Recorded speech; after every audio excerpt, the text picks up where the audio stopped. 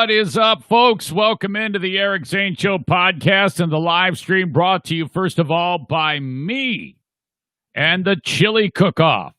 That's right. Second annual Eric Zane Show podcast Chili Cook-Off happens Thursday, October 8th, 5:30, the parking lot of Irvine's Auto Repair, Grand Rapids Hybrid. I'm always the least active in these events.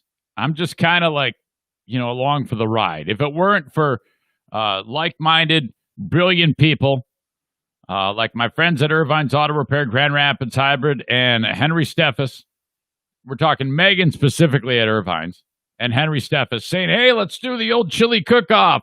We got to be COVID safe, so we're going to do it indoors. And I'm like, yeah, absolutely. Got to position my body so I'm not blocking every sign. Green Clean always gets screwed with my head blocking the sign. Sorry. Hopefully I'll move around enough so you get your FaceTime, if you will. So that happens Thursday on the 8th of October. I want to see you there. If you're a fan of this show, come on out. We've got these little tins. You're going to get the type of tin where you would make cupcakes in it. And you walk around to each station, and then they're going to put some chili in each one of those, and then that's it, man. You just try the chili. So this one is the best white chili, this one is the best traditional chili, this one is the best overall, and then you vote. Okay, that's how you vote. He's going to decide which one is the best. So that is going on. It is your typical homespun Eric Zane Show podcast event, 5:30 Thursday, October 8th. Cannot wait to see you there for that. Speaking of events, this week, Saturday, TC Paintball, 4 p.m. Saturday, Paintball War number 10. Oh, my God, we killed Kenny. As Kenny comes in from Nashville, Tennessee, Zaniac Kenny, he's bringing 2 of his kids with him. I'm actually putting him up in my camper across the street at Baldwin Oaks, and then we're going to do paintball on Saturday. If you want in, it's going to set you back $35. All right? And by the way, I have one opening for free play. Zaniac Tim D paid for that. Lurch was going to do it from, of course, my years on the radio. I worked with Lurch, or Superfly Hayes, as he's known, or Brett. Then he backed out like the wuss that he is. So if you want to take advantage of that and play for free, I'll have a drawing at the end of the show, end of this week, actually. Send your entry, eric@ericzaneshow.com. Paintball entry, free entry, whatever, however you want to describe it. So send that along, eric@ericzaneshow.com. You can play paintball for free. Normally it's $35. That's not bad. You get 500 paint shots. You get the gun, the mask, the field play. Free pizza beforehand from BC Pizza Grand Rapids, bcpizzagr.com. And there you go. All right, 4 o'clock. After that party happens, we're going to head over to Pepino's downtown Grand Rapids for a socially distant party. Basically, you all sit in the upper area of Pepino's that we like to commandeer from time to time. I've got free pizza, free breadsticks. So it's pizza all day. You're going to eat pizza the whole damn day. Buy your own drinks, and we will hang out. You don't have to go to paintball to enjoy that event. If you just want to go to the pizza party at Pepino's I'm guessing we'll get there about 8 o'clock. Just go there and meet me there. Just say, I'm here for the Eric Zane Show podcast party, and go upstairs. I'm telling you, I do more stuff now during a pandemic and on a podcast out and about in the community than I did when I was on the radio. It's just absolutely remarkable. But we're following all the rules, staying safe. You know how it is. Wear your damn mask when you're walking around, and sit your ass down, take your stupid mask off, drink your booze, eat your pizza, say hi to me, get the hell out. That goes on all Saturday. Thank you, TC Paintball, online at tcpaintballgr.com. F45 Training, Byron Center. Brand new facility, brand new sponsor. If you want a great workout, sign up. F45training.com/Byron Center. 45-minute workouts. They do workouts all throughout the day. This is the type of place where you get a group setting of working out, but it's really personal at the same time. Okay? Sign up for a free trial. Go to f45training.com/Byron Center. Click on Start Free Trial, and then there you go. 7 days of this. Hero Rewards is something they do, too, for all first responders, and that's like everybody. They're including everybody in this. This isn't like just police and fire. Police, fire, military, hospital staff. Even if you're like the person who, works the front desk at the hospital, you qualify for this. Teachers, parapros, teachers' assistants, all of you folks qualify for Hero Rewards big savings at F45 Training Byron Center. Now, there's lots of F45s. The one in Byron Center is the one I want you to go to. They are awesome. In fact, I'll be there sometime very soon. I'm thinking this week, but I have to check the schedule, that I will go and do a workout, and I'll put it on Facebook Live. That's going to be a shit show watching me. Well, I don't know. I mean, I've been working out lately, so maybe it won't be so bad. I'm a little less jiggly these days. Finally, before we actually officially get the show started, Kent County Health Department reminds you to get yourself vaccinated. I should say get your kids vaccinated. Measles, mumps, rubella, whooping cough, pertussis, meningitis, the, what is it called? HPV, cervical cancer vaccination. Okay, all very, very important. Get your kids vaccinated. They also remind you to take precautions concerning COVID-19. We want to keep everybody safe. My God. Here we go. The Eric Zane Show podcast. It is September 28th, 2020. Let us begin now. This is the Eric Zane Show podcast, powered by the Zaniacs. Thank you very much, Christy Wagner, online at ChristyWagnerVO.com. Show is back available on YouTube. Just search Eric Zane Show on YouTube. Thank you very much for enjoying it on any one of the live platforms. YouTube brought to you by F45training.com/Byron Center. Okay. Irvine's brought to you, Facebook brought to you by Irvine's Auto Repair, Grand Rapids Hybrid, and Periscope Video. Gosh, I am struggling. On Twitter is a Blue Frost IT joint online at bluefrostit.com. Okay. Well, Zane, you're 14 minutes late to start the show. You must have slept in again. Negative. I'm still figuring this out. I was up, 25 minutes earlier than what I had been when I was still showing up late. It's just remarkable. So I'm going to back up the clock even more, 10 more minutes. And then I'll probably only be about 5 minutes late tomorrow. I'm guessing 5:30, 5:40 a.m. is the sweet spot in order to get the show off the ground for an 8 a.m. start. So it's just sickening that this is what I have to resort to. But it is what it is. So again, apologies for starting late as always, but back after it with another edition of the Eric Zane Show podcast. Hope you had a great weekend. I know I did. It was a fantastic weekend, and what a weekend it was up at Fear Bunker North. As you know, I have a getaway place. I'm fortunate to go up to Grayling, Michigan, which is really nothing. In terms of, I shouldn't say that. There's plenty to do if you're into snowmobiling, hiking, motorcycle riding, side-by-sides, ATVs, fishing, canoeing. So, yes, there's plenty to do. But I don't do any of that shit. Hunting. My God, opening weekend or opening day is sometime very soon. I think it's just days away. So people will be out and in the woods doing their thing. But that is not what I do. I go up there and I kind of just relax. Or I relax or try to make it so that I can determine where the mice are getting into this 1952 Pontiac Chief trailer that I have up there. Okay. This time, it is myself, 2 dogs, O'Neill and Bruce, and my brother-in-law, No Filter Kevin. This is No Filter Kevin's first time up to Fear Bunker North. I sustained an injury while up north.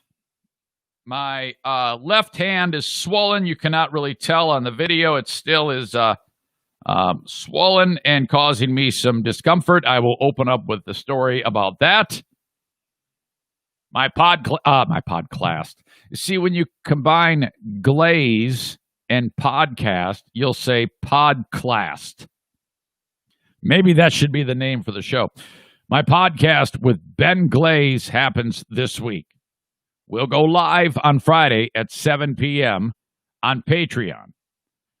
Actually, the first 10 minutes of it or so, I will make available on Facebook and Twitter and for you to check out. Maybe YouTube. I'm not sure. And then I'll just cut it and say, you want the rest, you got to join me on Patreon. That's how you hook them.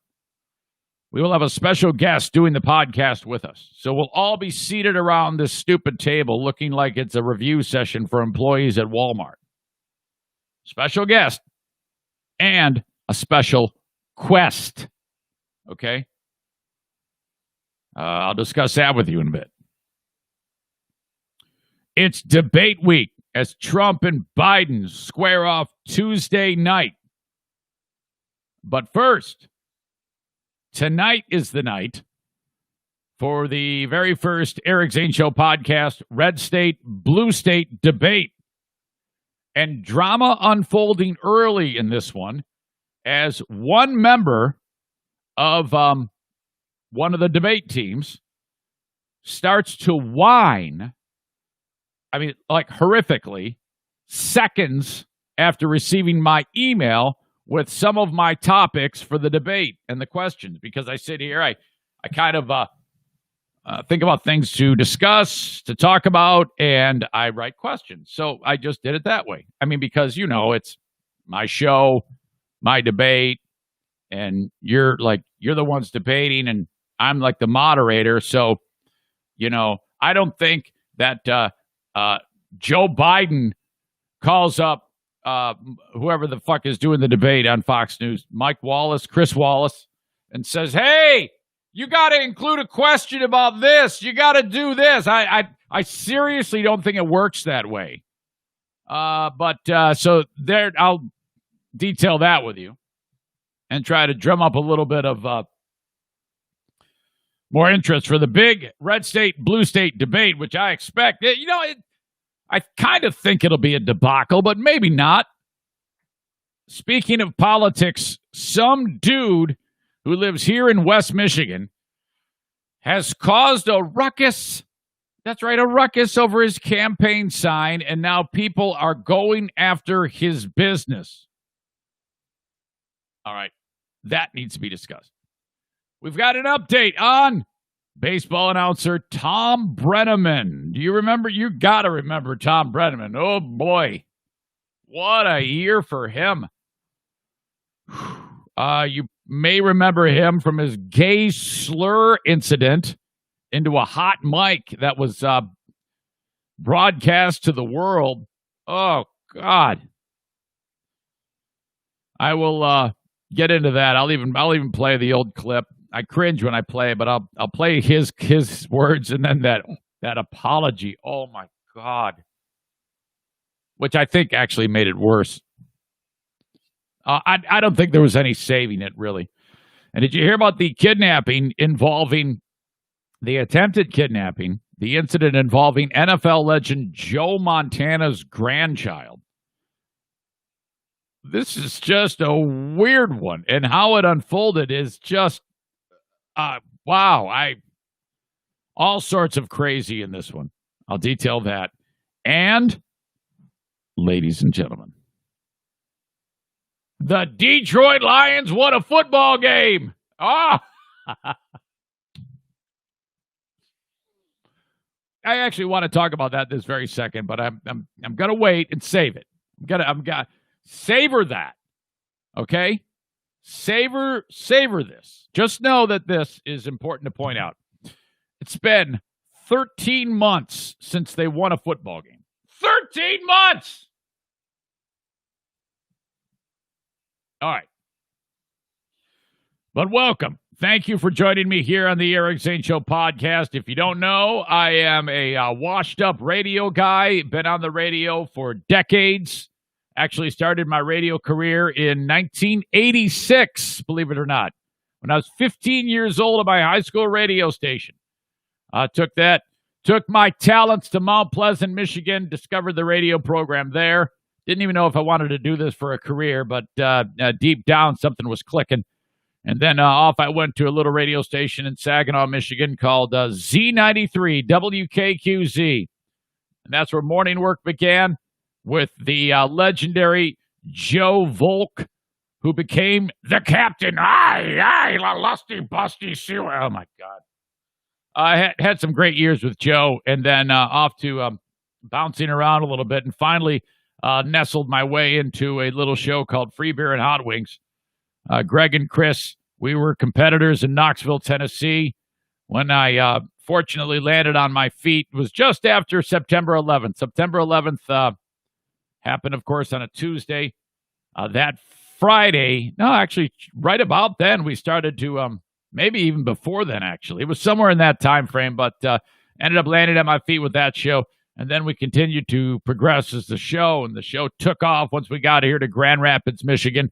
Became syndicated, and man, it was a hell of a ride. And then, it kind of came unglued, got a little sideways in the turns, and then that show I ended up getting broomed from that show, and then off I went to my own show on WBBL, and that is going to be slowly released to you, starting.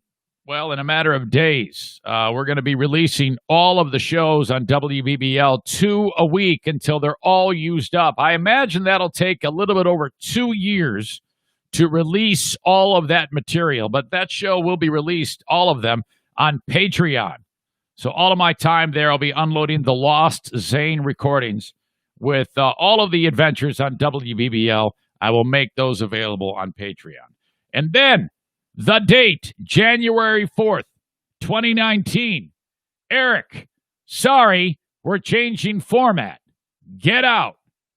Off I went. Took 1 day off, January 5th. And then right here was a Sunday evening, January 6th. I sat in this unfinished room and did the very first Eric Zane Show podcast. And because of you supporting me and making me believe that I could take this thing onto a digital platform and do it and actually survive that way, that allowed me to, basically do exactly that. From then till right now, do the Eric Zane Show podcast. So thank you for being part of this entire sequence as it's unfolded. And we still go strong. Thanks to these sponsors and all of the audience of sponsors. As you can see, I hang up their signs all over the studio. They're all fantastic. Just got my Stella Fly sign hung right over here. Thank you very much to Laura from Stella Fly for signing up for another advertising campaign. Okay. So, as I walked into the trailer up north with Kevin by my side, I walk in, and I wrinkle up my nose. It's the smell of, when a mouse gets caught in a trap, okay, he's dead. And then you got to get the mouse out of there. All right, problem. I'm not there. So it's going to take a little time to actually get up there. It's the mouse is sitting there doing what mice do when they die, and that is smell bad. So I walk into the place, smells like death. Shit. All right, find the dead mice. That means two things. A, the place stinks on the inside of there. And then, two, I haven't yet found the opening where the mice are that are getting into this place. This is, as you know, since I've started going up there, this has been a struggle trying to find out where they're getting in. And every time I go up there, I find a new opening where they are getting in or could be getting in. And then I block the hole. Either I screw on a piece of wood or I cover it with something or whatever. And then I set up my traps again, leave for a couple of weeks, come back. Mice are in the traps. Fuck. Failure. All right. So this has been like that for extended time. No different now. Walk in. Mice. Shit. Where are they? Okay. Well, then I realized I hadn't really examined the underside of the trailer that much. And I actually knew this was an opening, but when I was there a couple weeks ago, 2-3 weeks ago, there was a hornet's nest in this spot, okay? Now, I could have very easily have just sprayed it the hornet's nest, which is actually up in the underside of the trailer. Okay, I can't actually see the nest, but I know there's hornets there because they were there and they were like buzzing around. So I was like, oh, fuck, there's a nest up there. Now, you need to understand, these aren't just any hornets or bees or wasps. These are bald-faced hornets. These are the meanest of the mean. These are always in a shitty mood hornets. Okay, that's what they should call these guys. The always in a shitty mood hornets. And they will not hesitate to sting you multiple times. On like a honeybee, the barbed stinger causes their insides to get ripped out when they use that stinger, so they die. Not the bald-faced hornet. You're going to get it several times. Not only that, but if you were to get really close, like if a critter were to come up to its nest or whatever, maybe even a person, they can actually squirt venom into your eyes, which is going to be a major problem for you. And boy, is that going to hurt. That's all from this little fucking bee or hornet. So I didn't have any spray a few weeks ago, so I left them alone. I wandered back there on Saturday, and I'm like, well, hoping that I don't know what I was thinking, that nature ran its course and they decided to move. I mean, that's kind of honestly what I was thinking. Maybe they won't be there. So I'm underneath the trailer. I'm looking up at this hole. It's right at a corner of the underside of the trailer, and there's a hole there. That's where they got in. And so I want to seal that hole. And I don't see anything. I go, good, it worked. That's it. So then I there's this type of like I don't know what the material is. It's probably loaded with asbestos. Again, this is a 1952 trailer, and I pull a corner of it, and as I pull it back, I see it, the face, this bald-faced hornet. He's looking at me like, you again, fuck you, and here he comes, and is grease lightning, man, fast as shit. Whammo, whammo. He stings me 2 or 3 times right in my hand, right in the meat where, okay, you got the spot where the thumb is and the pointy finger, that meat in there. It's like he knew the most awesome spot to sting it, and it doesn't really hurt too much now, but at the time, oh my gosh, really bad, really rough. And that was that. So I was like, son of a bitch. Right away, it hurt, and it hurt all night. I mean, it hurt all the way to the morning. Thank God I'm not allergic to these things, because that would be a horrible thing. I pulled up an article, 9 seriously horrifying reasons to fear the bald-faced hornet. Okay. The bald-faced hornet, otherwise known as the white-faced hornet. That's not as intimidating. The white-tailed hornet, bald-faced yellow jacket, black jacket. That's a good name for it. And the bull wasp. And they are just a creepy fucking looking thing, man. Up close, they look like absolute monsters. And so, on this article, 9 reasons to fear the bald-faced hornet. Now, typically, when they make a nest, it looks about the size of a basketball in a tree. You've seen them before. In fact, you remember that video I shot on Facebook about a year ago when I had one of those nests in my tree in the front yard, and I sprayed it with about 6 cans of pesticide. And so you do not want to screw with these guys. And the reason why I say this is because there's a lot of bees usually in one of these nests, and it's gigantic, and it's actually quite amazing to look at what they can actually do when they construct these enormous nests. But for some reason, they decided to make it in this great spot underneath my trailer. I mean, they don't have to worry about any issues. This is like a terrific place for these hornets to live. In this article, it talks about how aggressive they are. It says they will attack anyone or anything that invades their space, unlike other stinging insects that may only sting when they feel extremely threatened. So you just walk by, they're going to let you have it. Easily agitated by outside noises and are sensitive to vibrations, which often travel through the air. for a hapless homeowner innocently mowing a lawn near an overhang that has a bald-faced hornet's nest. A grim surprise awaits at the turn of the next corner that may well result in a trip to the emergency room. It is recommended that if such occurs, the best thing to do is move briskly away from the scene and avoid swinging arms and making quick movements. This is very easy to say and a lot harder to do when confronted with such a threat to bodily harm. Then it talks about the sting of a bald-faced hornet is wicked.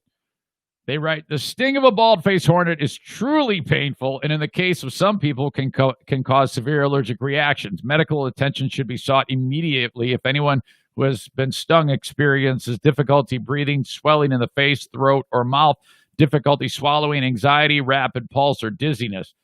I was reading about the venom. I forget what they actually describe it as, but it goes in and it just causes a horrible, horrible immune response from histamine or something like that, and that's the swelling. I mean, think about this. This little fucker got me Saturday. My hand is still puffy and stupid.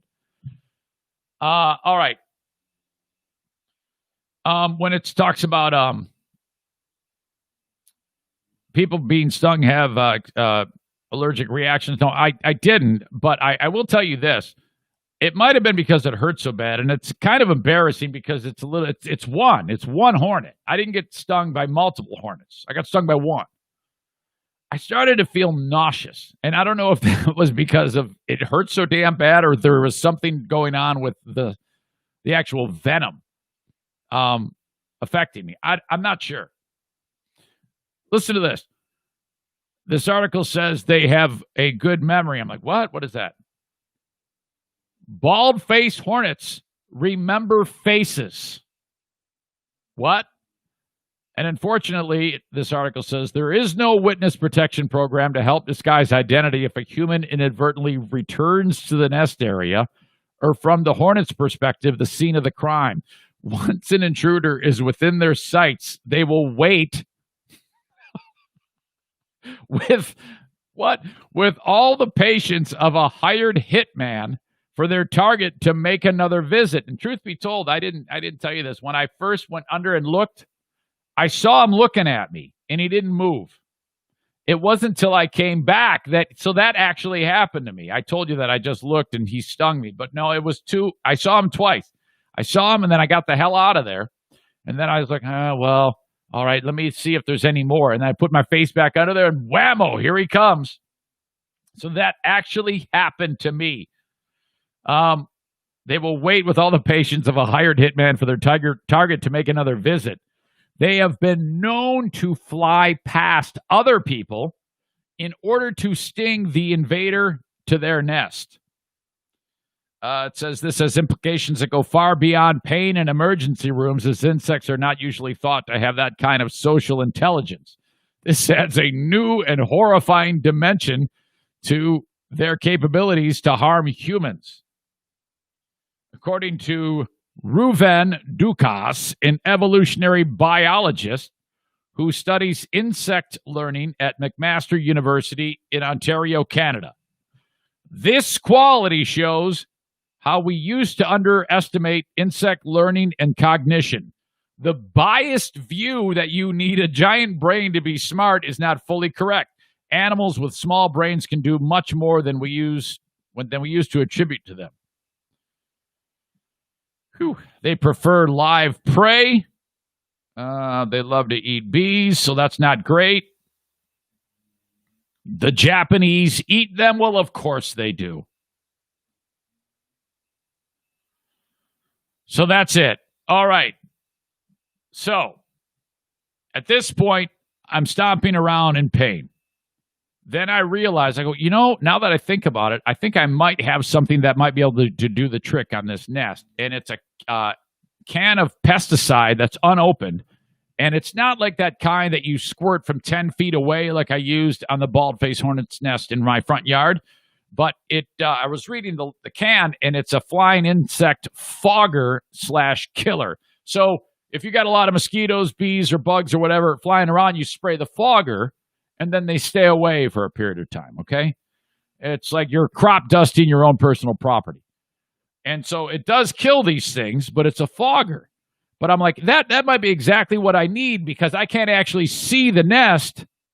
And I'll quickly stick the can up the hole and spray the whole can into that area. So it's like a nuclear bomb inside of this space within the underside of the trailer, I go, this is going to work. So I jam the can up there, and sure enough, and I empty it. I empty the can, okay? And then it looked like a freaking Great White concert as the wasps are just falling out with like this white fog jizz all over them. They're like, shit. I actually felt a little bad. No joke. I did. And they're in agony, man. And they're falling out of this thing, all the way down. And they're just drip, drip, drip. More and more of these bald-faced hornets. And they're huge. The one that got me was a little shit drone. These are the big daddies, okay? And the queen or whatever. Who knows how many queens are in that thing. And so then I emptied the can and got the hell out of there. Done, okay? Hopefully. The next day I go back and there is quite literally a pile of dead hornets, like hundreds of them, have fallen out of the compartment because they wanted to get out of to seeing Great White play. They fell all the way onto the thing, and then that was it. So I'm like, all right, I hope that's it. So I get them all out of the way, and then I look up the thing, and I pull back a little bit more of this material, and nothing flew out. So that was it. Success, I guess. Then I cut my pieces of wood, covered up the hole, boom, done. Live for another day. But Jesus, man, this thing, it continues to itch and bother me. It is just remarkable. If I would have been stung multiple times, like 5 times, I would say that I may have ended up going to the emergency room over that. I mean, it hurt so damn bad. I mean, talk about potentially wrecking the entire weekend or even worse. So, all right, I live. Success. All right, hopefully that will keep. Then I set the traps. Hopefully next time I go back, no more mice. But then I'm like, there's no way that, doing the math, if there was an opening inside of where they were, they would have been inside of the trailer, the hornets. But I don't know. Maybe and if the mice were to go up there where the hornets are, they'd be killed by those fuckers. So I'm not hedging my bet that is the opening that the mice are actually getting in. So any suggestions? I know you've sent a lot over time as to how to get rid of these mice. Send them along, Eric@ericzaneshow.com. On the Green Clean Technologies inbox is where I'm always checking the email. Thank you very much. So I go up on this adventure with Kevin. Now, Kevin's never been up there with me. And as you know, No Filter Kevin, he is legendary on this show with some of the things that he's gotten into because of his lack of a filter. So on Saturday, this is before the incident with the Hornets. All right, we decided to go up north and or go into town, and I'm bringing Bruce and O'Neill with me in the back seat, and we got to make 2 stops. And so we end up going to the grocery store, and then the unthinkable happens because these Bruce and O'Neill, they as soon as we open up the door to the car, they want to get out. And that's a big problem if they're successful doing that, because where you are in this parking lot is right along the edge of the main drag through town, the business loop I-75, and it's busy. It's always busy. Frickin' Bruce sneaks out and like, oh no. So the second he gets out, I drop the biggest GD you've ever heard. I mean, and I yelled it loud. I dropped I mean, seriously, we're talking about going to confession for this one. And there was a lady right next to me in her car putting her groceries in the trunk. And I startled the shit out of her when I dropped this monster GD. Normally, it's No Filter Kevin who's saying something like that. But no, it was me. And then Bruce is out. Okay, now, anybody who has a French bulldog will be able to relate to this. They have a certain posture when they're about to be overcome by the zoomies. And there isn't much you can do if they do get the zoomies. and his ears are straight perked up. As you can see right now, right now they're up, but typically when he's asleep, they're down.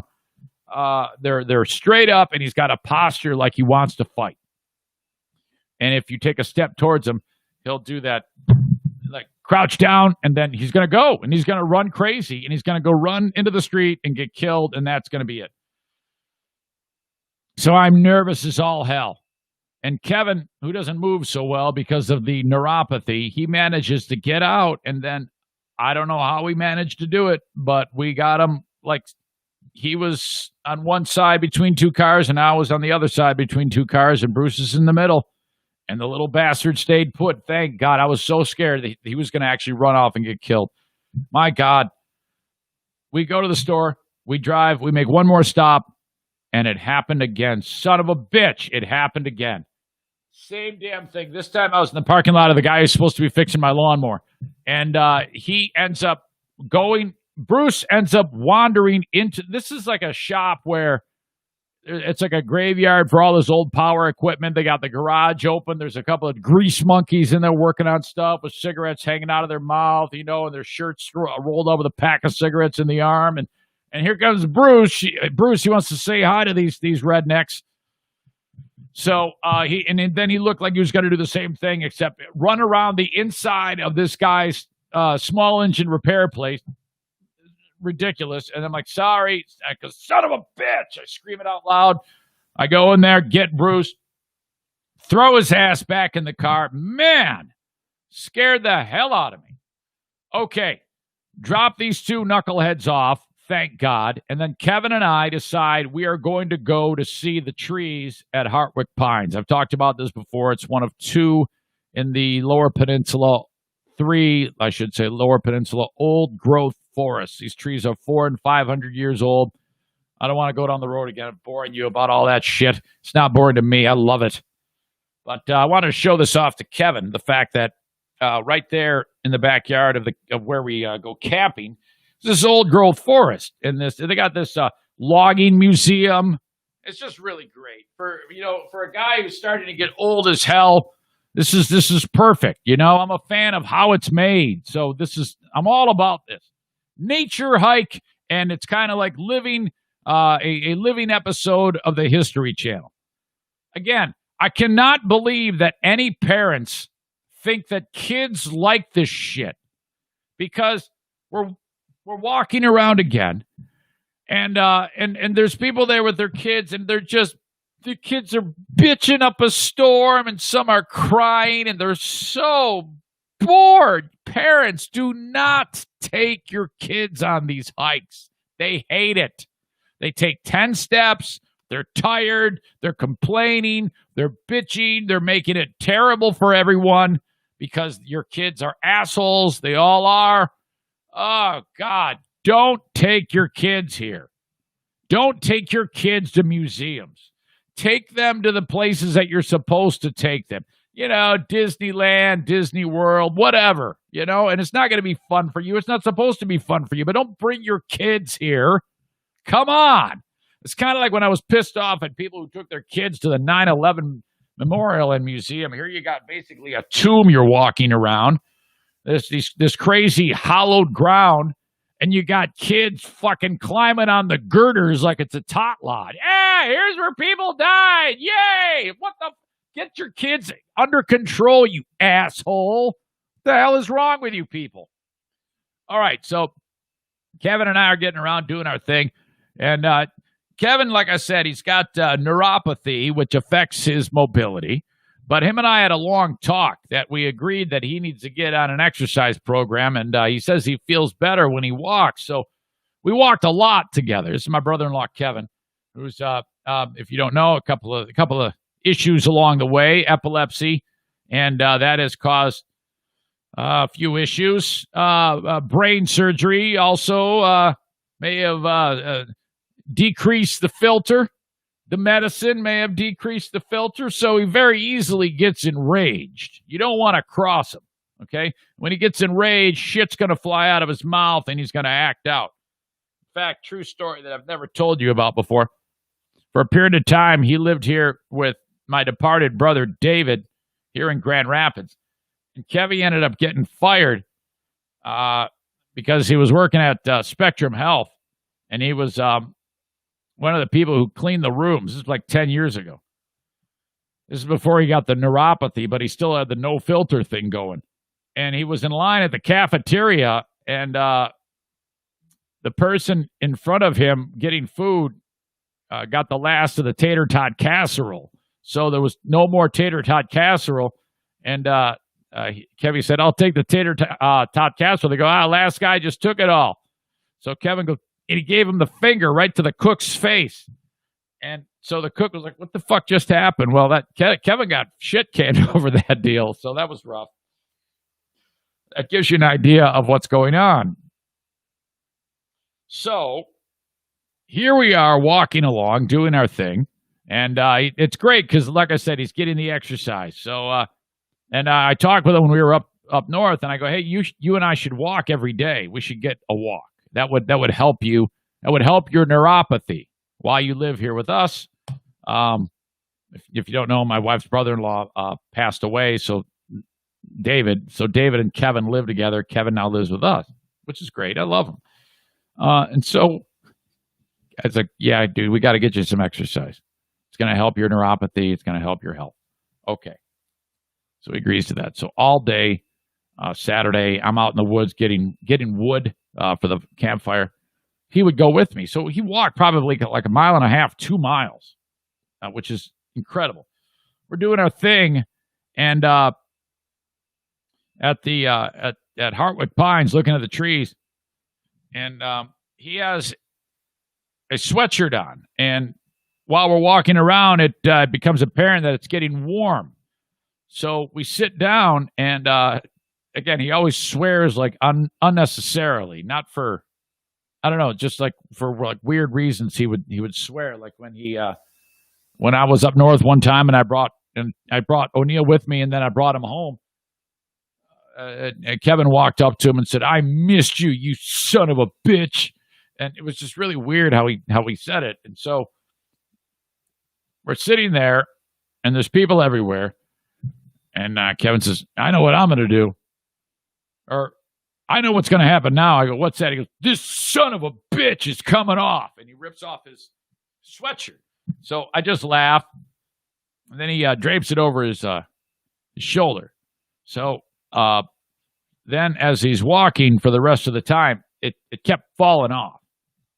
Now, leading up to this past weekend, I indicated to you that Kevin would probably at some point give the finger to something inanimate, and actually an inanimate object. And this was because of the story about when I told you he gave the finger to the Chinese food at Meijer, to the frozen Chinese food, because he wanted the Mugu Gai pan. They didn't have the Mugu Gai pan, so he gave the finger to all the other different varieties of frozen Chinese food in the freezer. Actually happened. Like, he walked up to it and gave it the finger. I mean, that's unbelievable.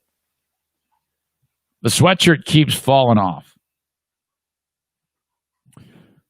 We're inside of this enclosure. It's like, it's a building full of all sorts of different things you can find in the park or in the woods of northern Michigan. You got the stuffed bobcat, you got the stuffed lynx, you got the stuffed owls and stuffed wolf, stuffed coyotes, and sandwiched in between all these taxidermied creatures, you got Kevin bent over trying. He gets pissed off when shit falls because he has a hard time bending over.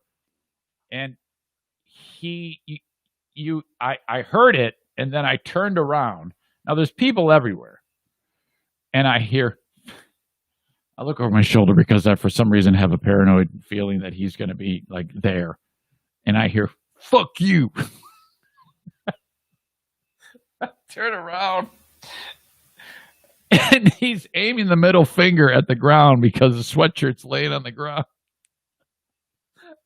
And he called it the N-word. I told you he does this before. I told you that he's done this before. He referred to the seatbelt buckle as the N-word. Well, now he's giving the finger to the yellow sweatshirt, and he called the yellow sweatshirt the N-word. And I'm like, oh no. And I'm looking right away. I just scanned the room. I'm like looking. I'm like, who can cancel me? Who can cancel us? What's going on? And I saw no ears perk up. I saw nobody whip around. It appears he survived in terms of who heard it, but I heard it. Yikes. So, and I said, here, I got it. And I pick it up.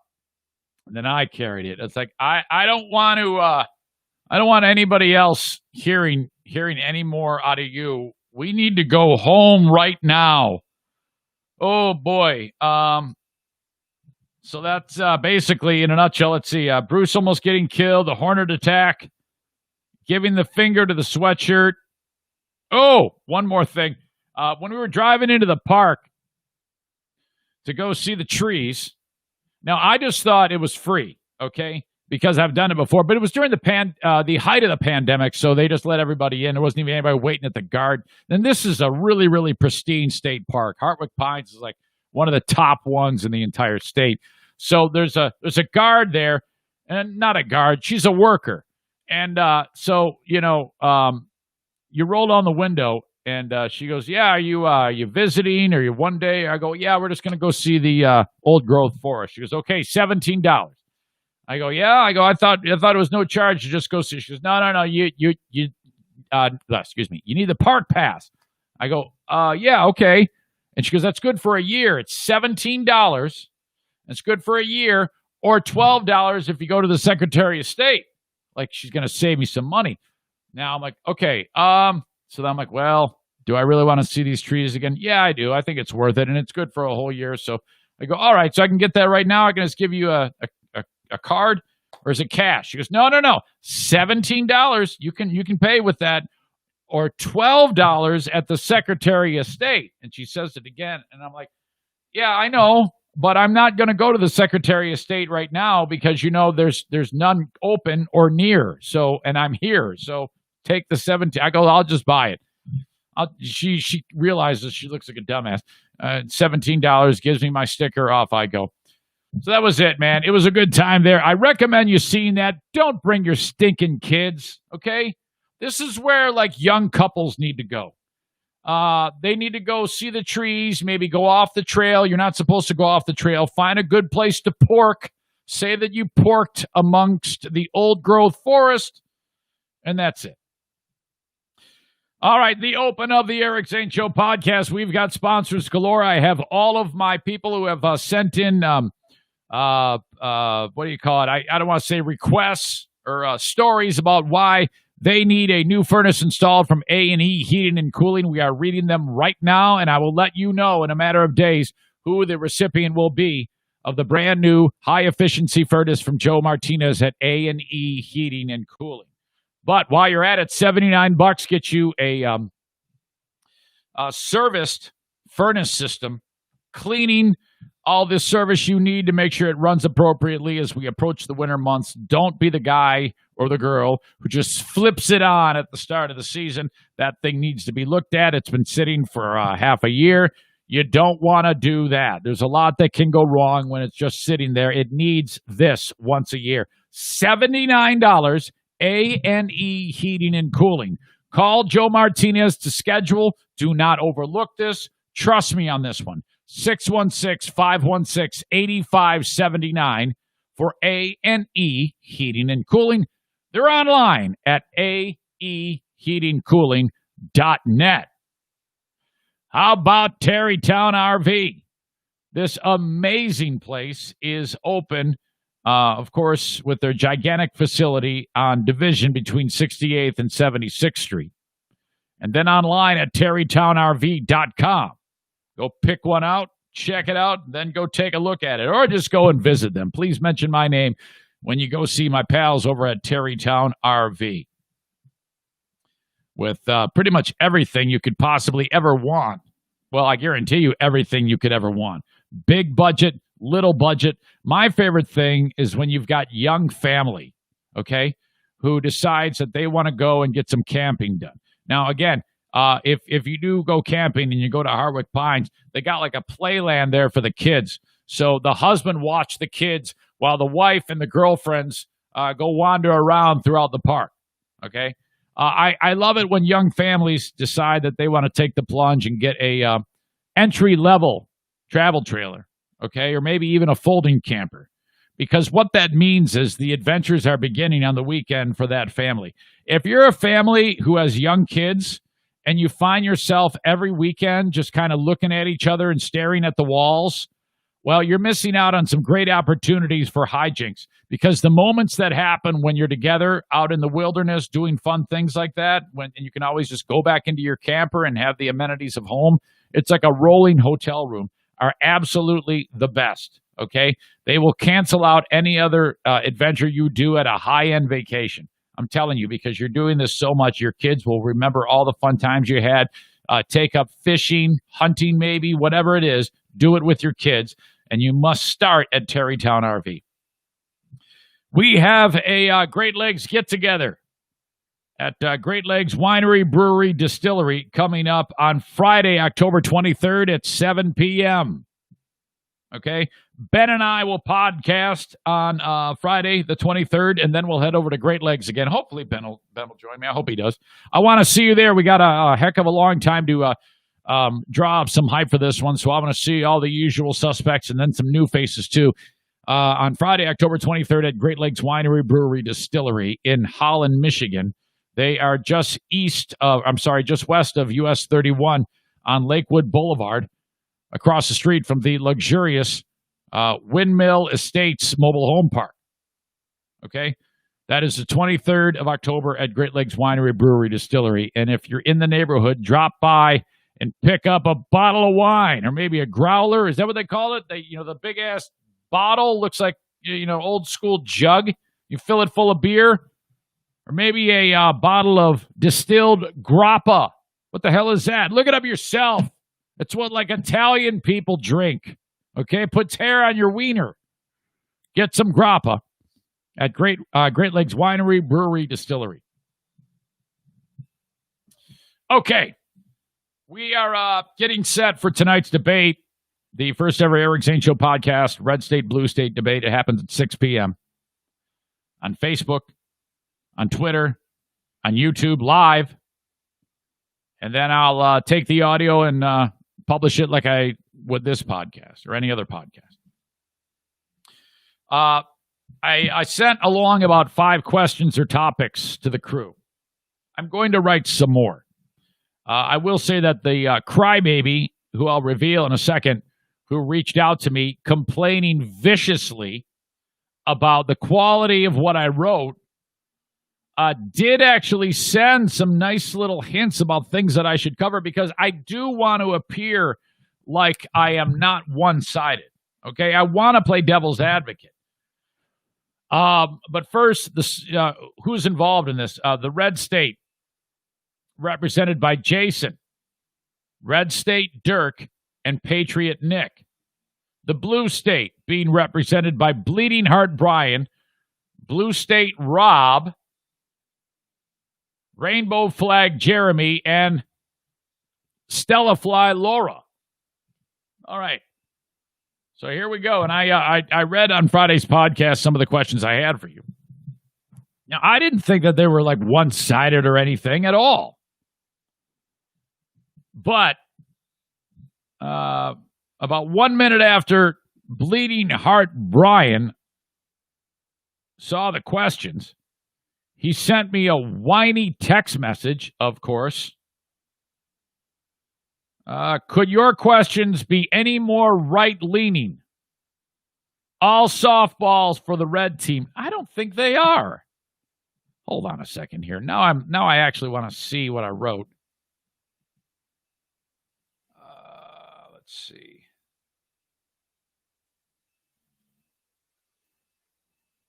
Where the hell is it? Bear with me here.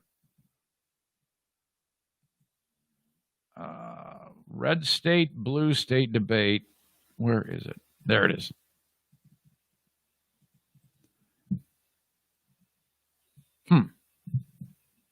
Spinny disc, come on, open up. This shouldn't take so long. Hurry up. Serves me right for not having this ready to go. I hate these lulls. When you spinny wheel of death, because death is the worst. Recently, MMA fighter Colby Covington beat Tyron Woodley and dedicated the win to cops and first responders. He also posted on Twitter, "Oh, wow, you postpone your games, want to prove you're really about change, quit your multi-million-dollar jobs and soft privileged lives playing a kid's game." Now, these are his words. Take a massive pay cut and perform the toughest job in America, become a cop. He also directly insulted LeBron James' focus on social justice issues, calling the 17-year NBA veteran a spineless coward. Following his latest win, President Trump called Covington to congratulate him. How do you feel about President Trump siding with an athlete staunchly opposed to groups demanding for change in police tactics? That's not one-sided at all, you fuck. I mean, these people that are demanding change in police tactics, I didn't indicate how I feel about that, nor did I indicate how I feel about LeBron James saying or doing what he's doing. I've never said anything, nor have I said anything about Colby Covington doing that.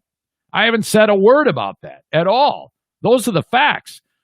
Covington insulted any athlete who has done that, directly insulted LeBron James, and then the president did call him. So the battle lines are drawn there.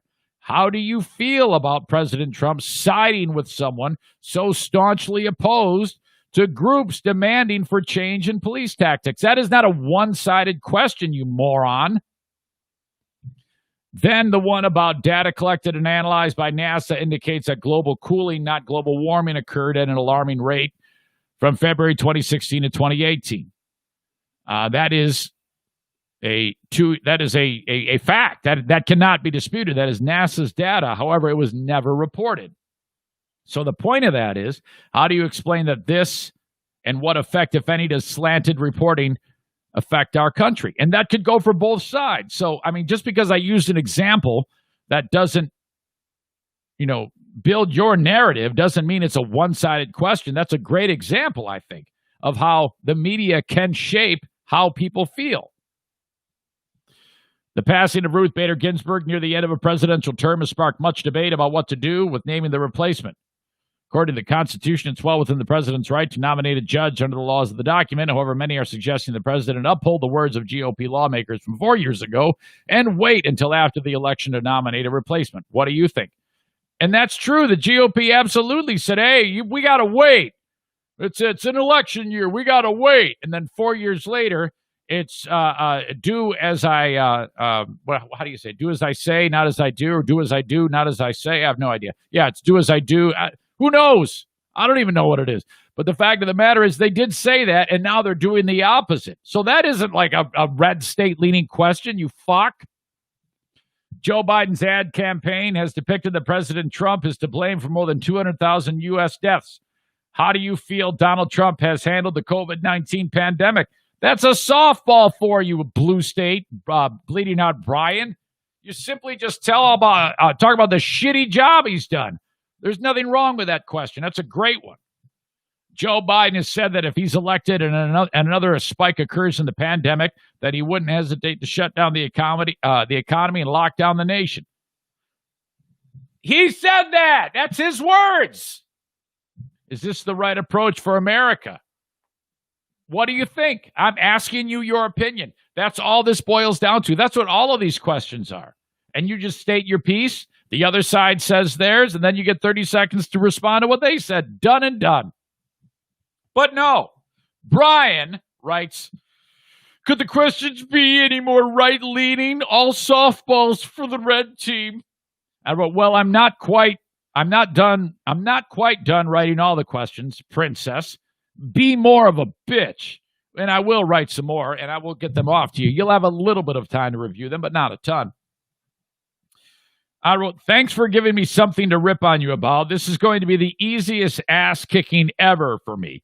I mean, I'm seriously, he like the second I sent him, he read them and started bitching immediately. He wrote like examples of things I should come up with.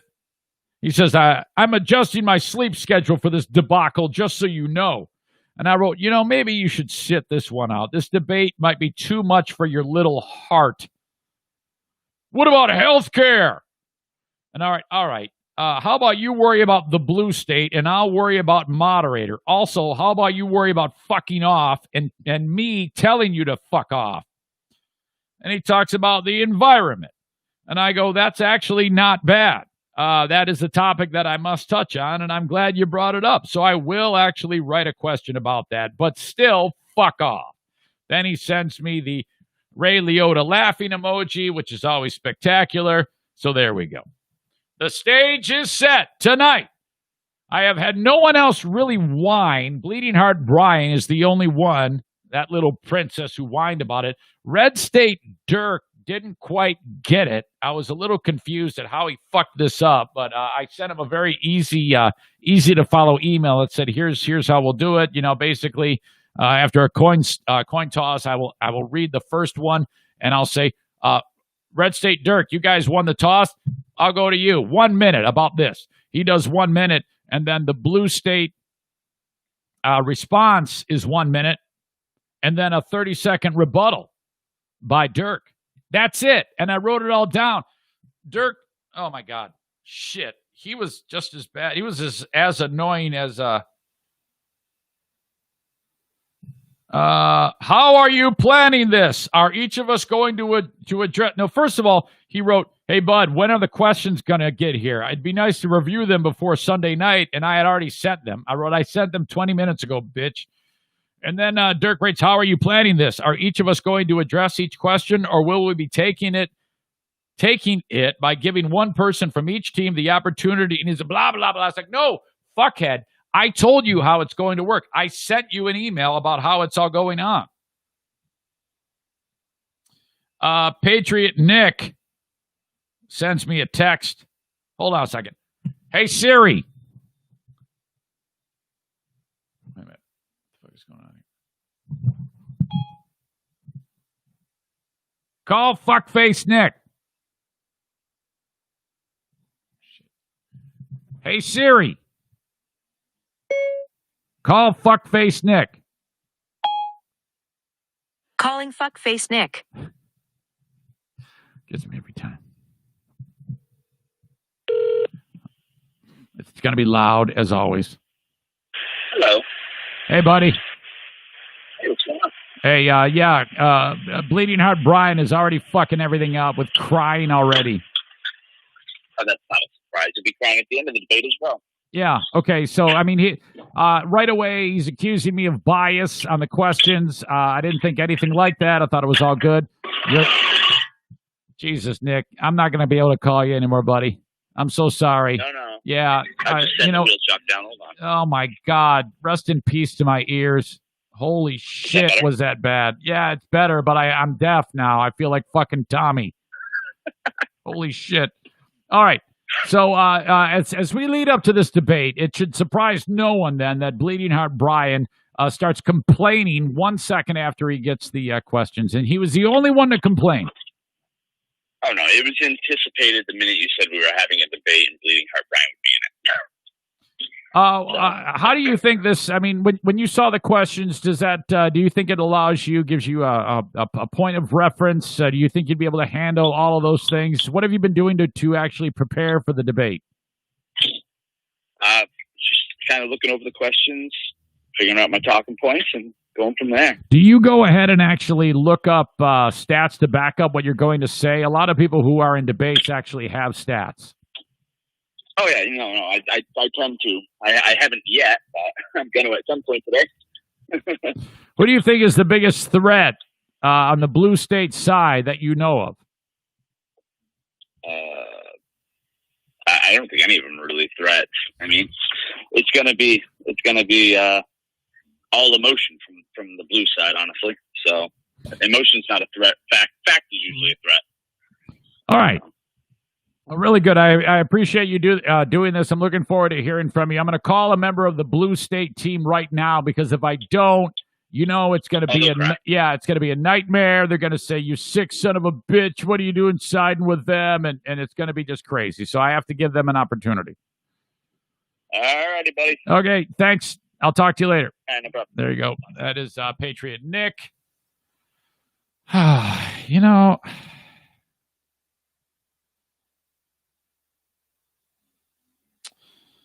think I'll give.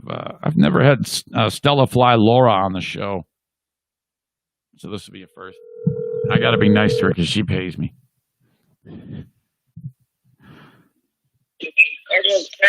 I'll talk to you later. Good morning. Oh my gosh, Laura, how are you? Good. How are you? Very well. I'm sorry to surprise you live on the podcast like this, but I'm really excited about tonight.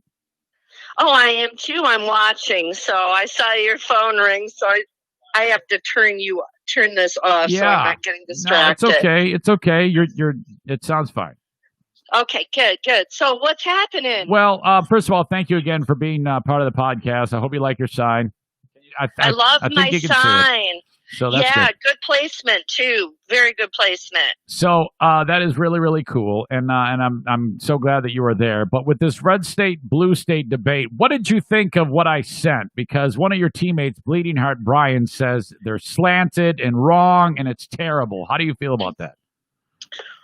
Well, I have great respect for all my teammates and their opinions. For me, no matter whatever you throw out there for us to talk about when it comes to this president, I don't feel that it's leaning in any direction because we can take a very, very strong stance in how we're going to deliver how we feel about each of your questions. I like that. I like your approach and attitude about it. I am not afraid. I've got the pussy hat sitting in my closet. I haven't been able to wear that because it makes my kids cringe. I've got a really cool T-shirt I'm going to wear, and I'm completely ready. I'm actually excited about the opportunity. Okay, well that is a great attitude. I love that. And I actually there was a couple of suggestions that Brian made in between his whining about things that I need to touch on, and I'm going to touch on the environment and healthcare, which you haven't seen the questions that I've written for that, but I will send it along to you. And I think that that's important for people to be discussed because I want to hear both sides of that.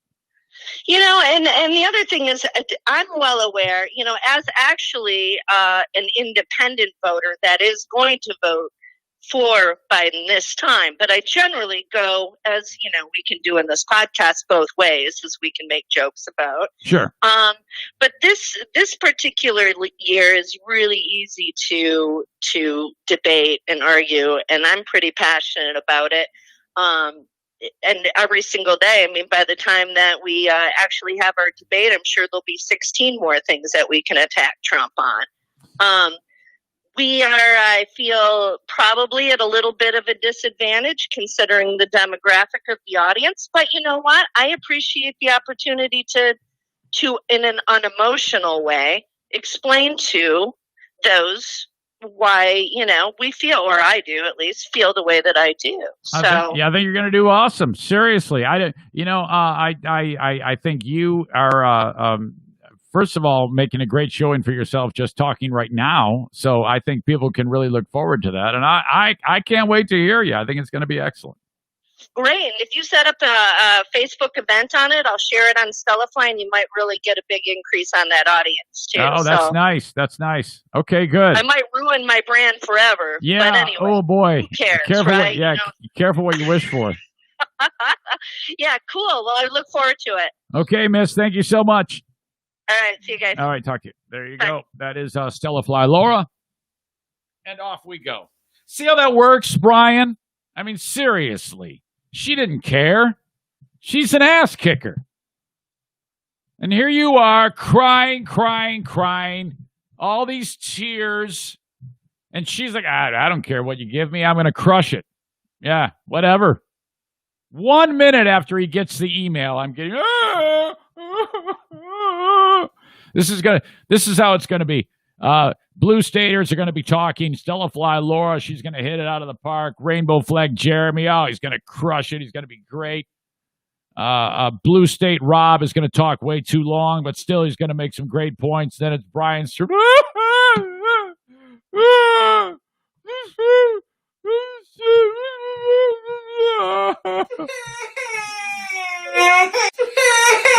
This is Brian. This is audio Brian. Brian, what do you think about the Trump administration? Your thoughts on the environment?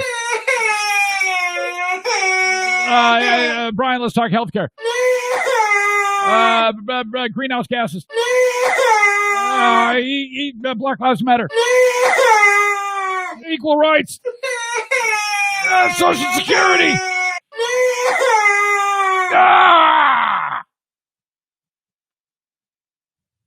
Hey, honey, how you doing? Hi, O'Neill. I want to see O'Neill all the time.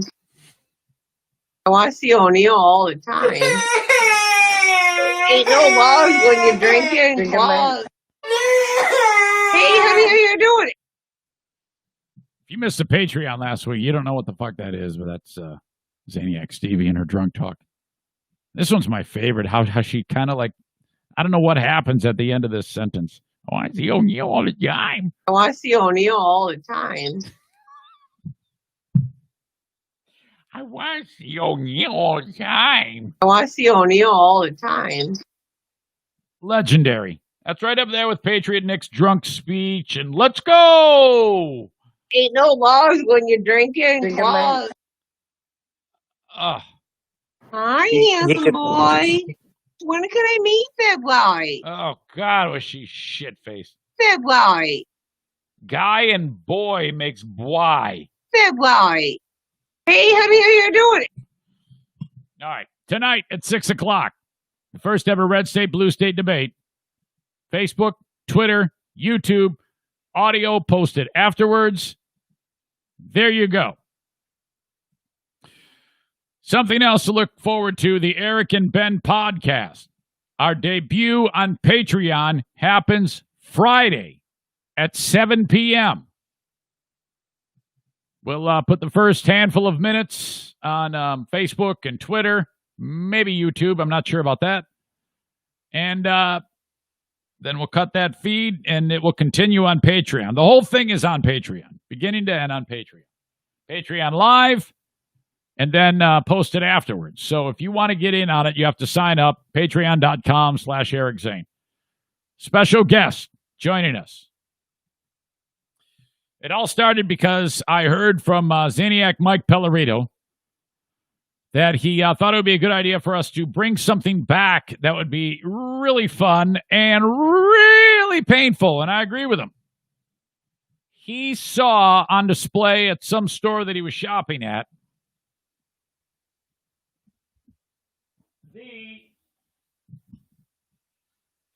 Pocky one-chip challenge.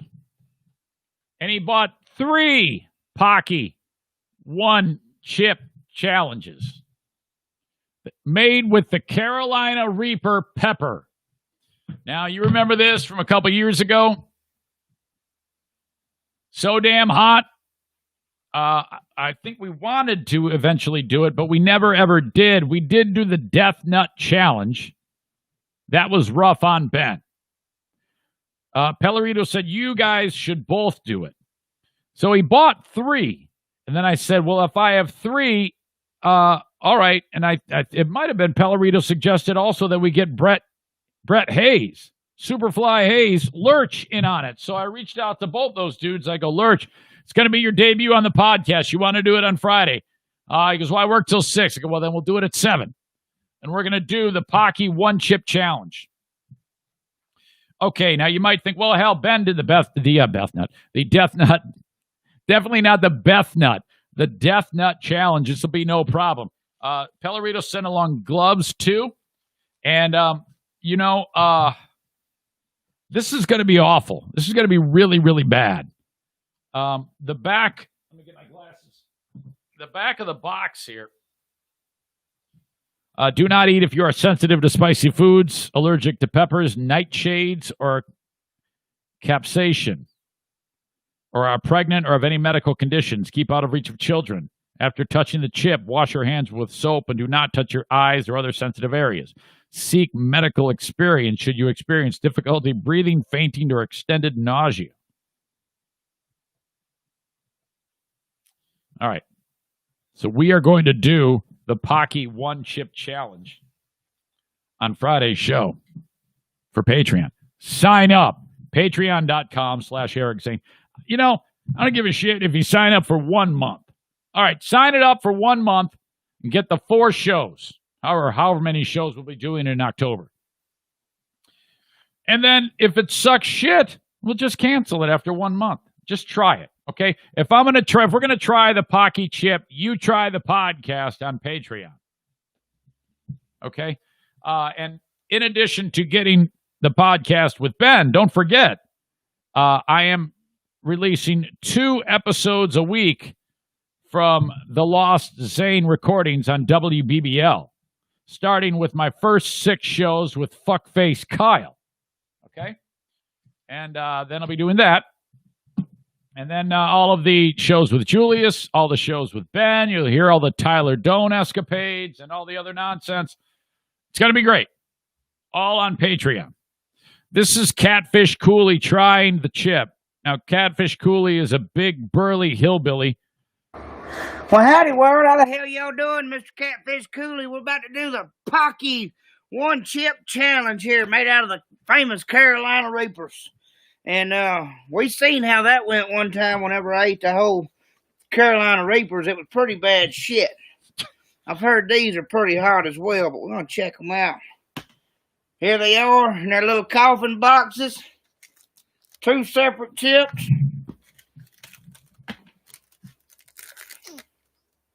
Here's the first chip here.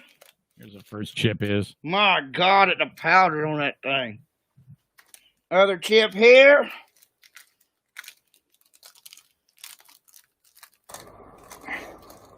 Damn, just opening my lips got hot. All right. 2 chips. 2 chips. And to spice it up a little bit more, This guy. I'm going to put some Louisiana hot sauce on these sons of bitches. Mmm. Oh, damn it. Let's see how they go, boys.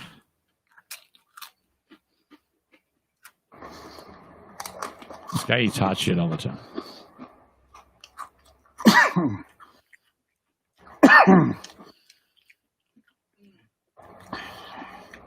He's got a tattoo on his chest that says Man. void. Oh. Ooh. Get a little warm. Hey, a little warm. Get a little warm. Get a little warmer. Oh, man.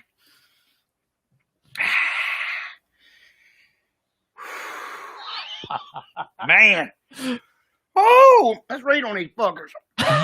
Let's read on these fuckers. Damn it. Think you can handle the heat. This chip in the box is made with the hottest chili pepper on the planet. Carolina Reaper. Created for the sheer pleasure of intense heat and pain. Well, y'all done a good job on that, fuckers, didn't you? Subjects can't expect short-term losses of speech. Woo, I'm still talking, Adam. Followed by extreme profanity. Shit. Ooh. Heavy breathing. Enhanced sinus functions. And impaired vision from heat-induced tears. Oh, my God. Oh, I ain't gonna lie, right off the bat. I was like, this some bitch ain't gonna be bad at all. It's coming back now. It just keeps getting so hot. It's so fucking hot. Oh. Oh, man. Ooh. Oh, my fucking ass. Shit ass. I love this stuff. I don't even think I've been quite 2 minutes yet. I think this shit's supposed to burn up to like 10 minutes. Oh, man. Oh. Whoo. It's so hot. Oh, she is just funny. Oh, fucking fuck. Oh, my God. These some bitches hot. Oh, my God. Ooh, well, I tried to get her. I tried to get her to eat one, but she wasn't nut. Oh, motherfucker. way, way hotter than I honest to God thought. I ate those 3 Carolina Reaper peppers. And I didn't figure 2 of them chips would have been shit. It's so bad. Oh, it's worth the money. My wife asked, was it worth the money? It's worth the money. I got some milk right there, but I'm going to try not to drink it. I'm lactose intolerant. I would much rather deal with the burning than the throwing up in the shit for 2 days. Oh, my God. They for real? Oh, man. The Pocky Challenge. Crazy hot, not for the faint of heart or stomach. Heat seekers may eat on their own risk. I did on my own risk. God. Not everyone will enjoy the extreme heat. Ooh, if the heat is too much for you, try drinking or eating ice cream. Eat an ice cream. Do not eat if you are sensitive to spicy foods or allergic to peppers. I don't think I'm allergic to them, but these motherfuckers are hot. Man. Nightshades or capsaicin. I don't know. Y'all read that word. I think you got it. Oh, or pregnant. I don't think I'm pregnant or have any medical condition. Keep out of reach of children after touching the chip. Wash your hands with soap. And do not touch your eyes. I think that is all great advice. Oh, shit. Yeah. Yeah, it's all still hot. Wow. Whoo, man. It's finally starting to go down a little bit. Motherfucker. Shit. Well, there it is, folks. There's the Pocky One Chip Challenge, and I got to give it to you. That is the hottest fucking chip I have ever found in my entire life. Oh. Whoo! I love y'all fuckers. Y'all be cool, stay classy. Oh. Jesus. Dude is very funny. And yes, so that'll be us. Eric, Ben, Brett on Friday on Patreon. Sign up at patreon.com/Eric Zane. Man, what a thing. I'm a little nervous about that.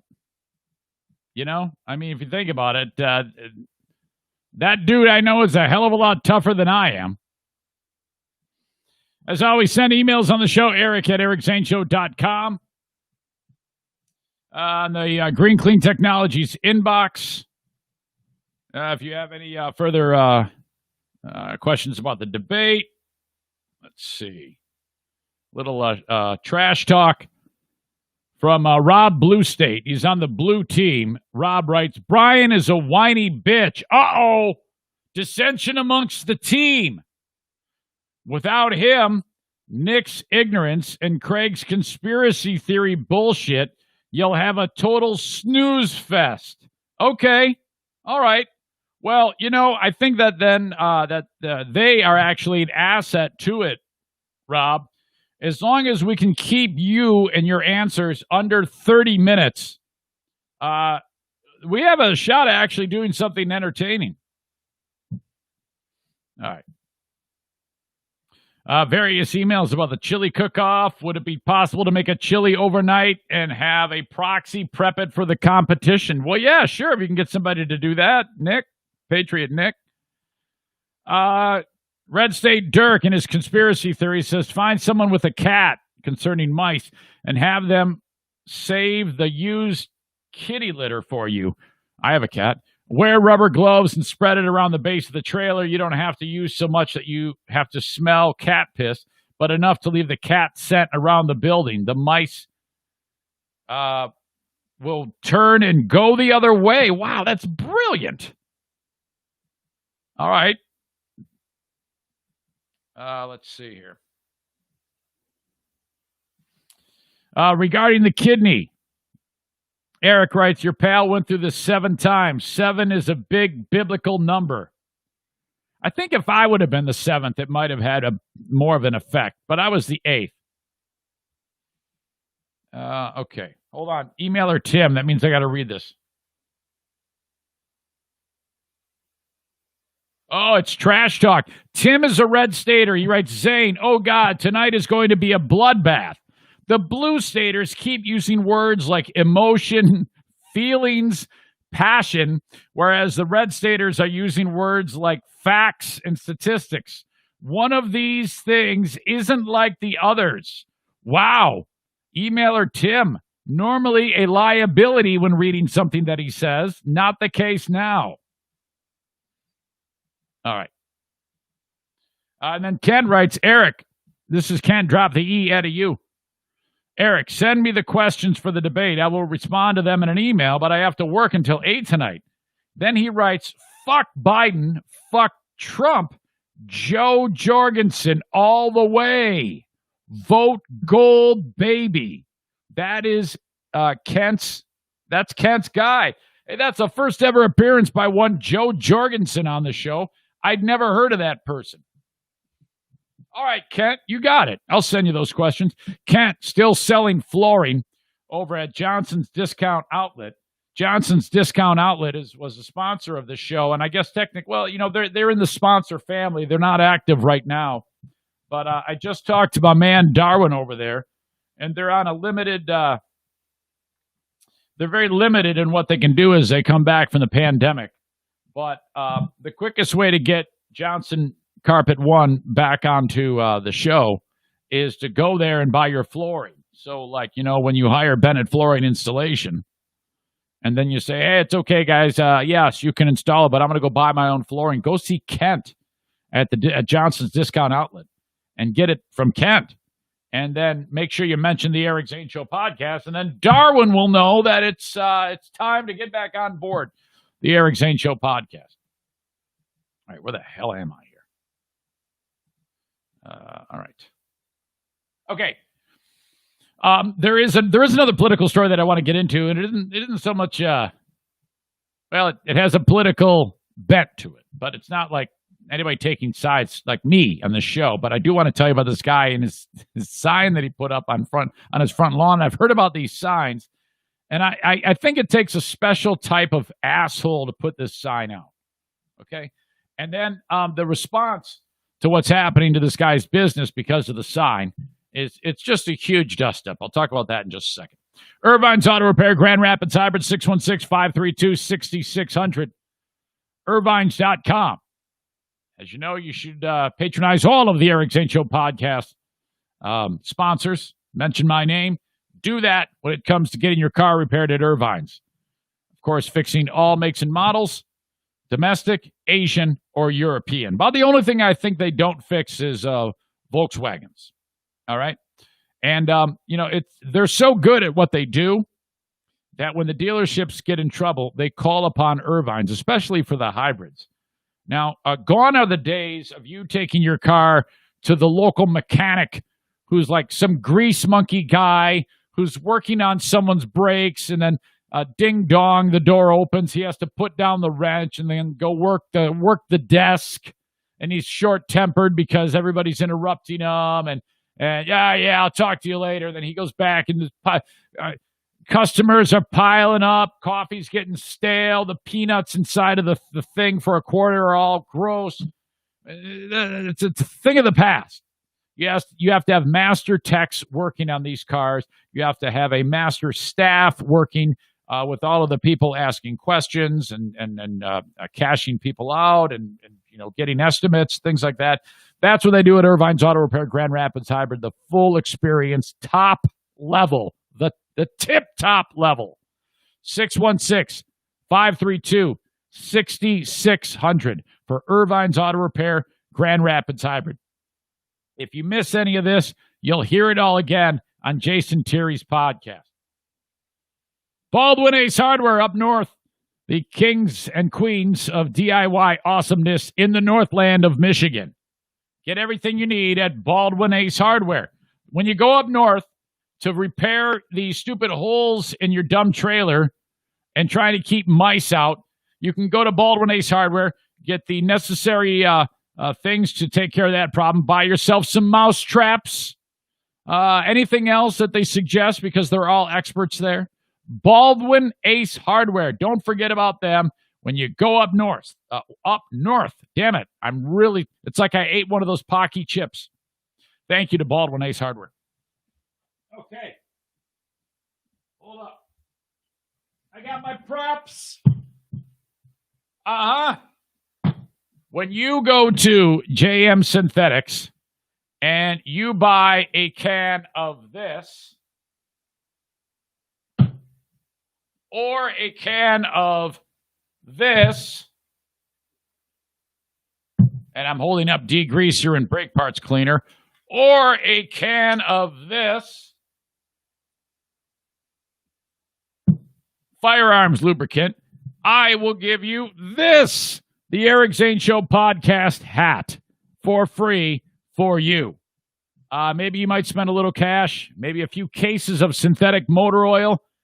Everything you can get is on display there at jmsynthetics.com. Go there, buy the stuff. You're supporting Zaniac Jason Mays, who's a huge, huge asset in any capacity. I mean, the guy is just a wonderful human being, and his better half is just so amazing, too. Go check out my friends at jmsynthetics.com, and I'll give you the damn hat. Just get the hats. I want to take them. I don't want them. jmsynthetics.com for anything AMSOIL. They invented synthetic motor oil. If you are a DIY pro, make sure you have a steady amount of their supplies at JM Synthetics.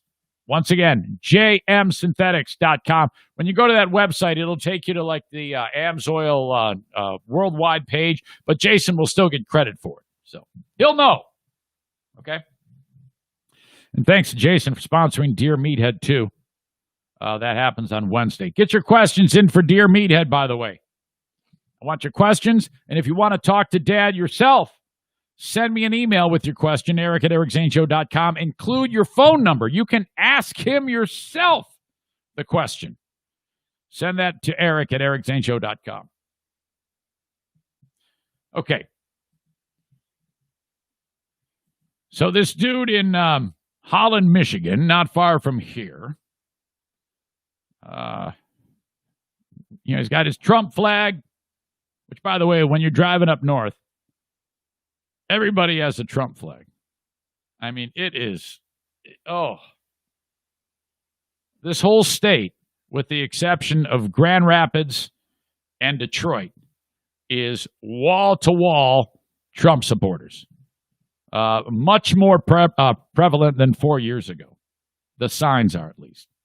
You can't travel anywhere outside of those two communities without being inundated with Trump signs.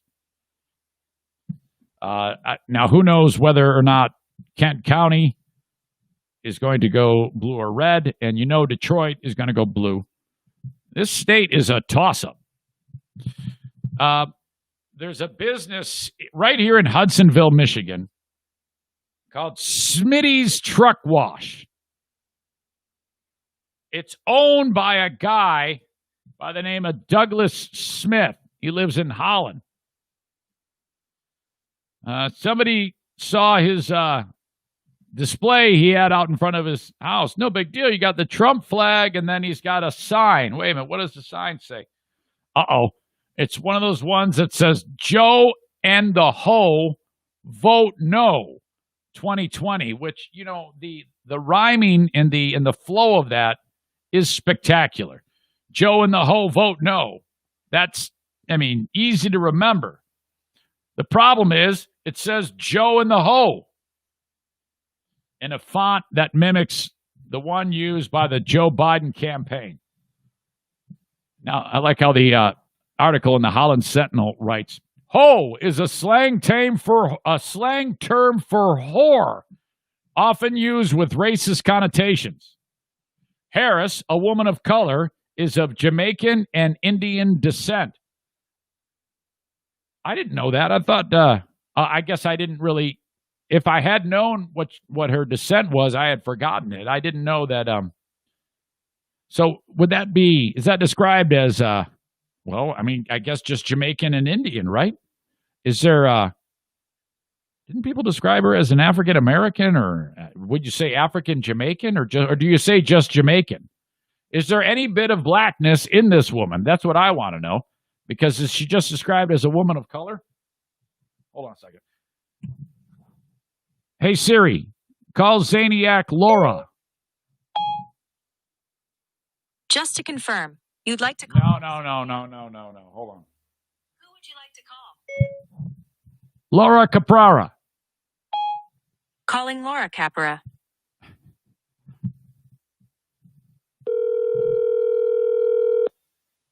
Rather than me speculate as to her ethnicity. Hey Siri. Hello. Hey, it's me again. Hi, you again. Is Kamala Harris black?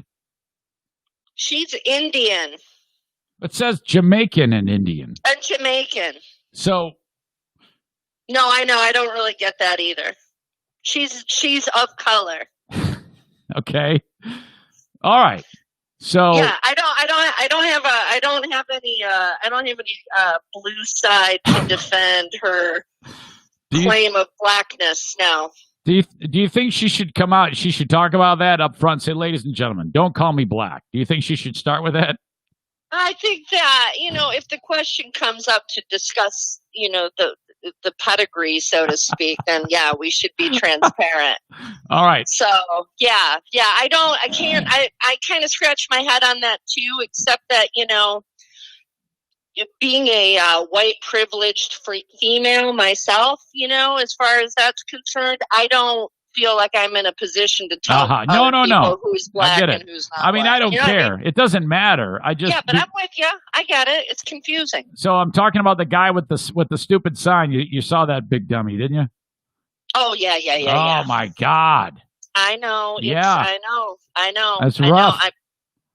I know I'm going to need some serious counseling after this whole thing is over. I get into arguments every single day, debates with my husband about these types of issues all the time. Oh, you do? So are you saying he's on the other side?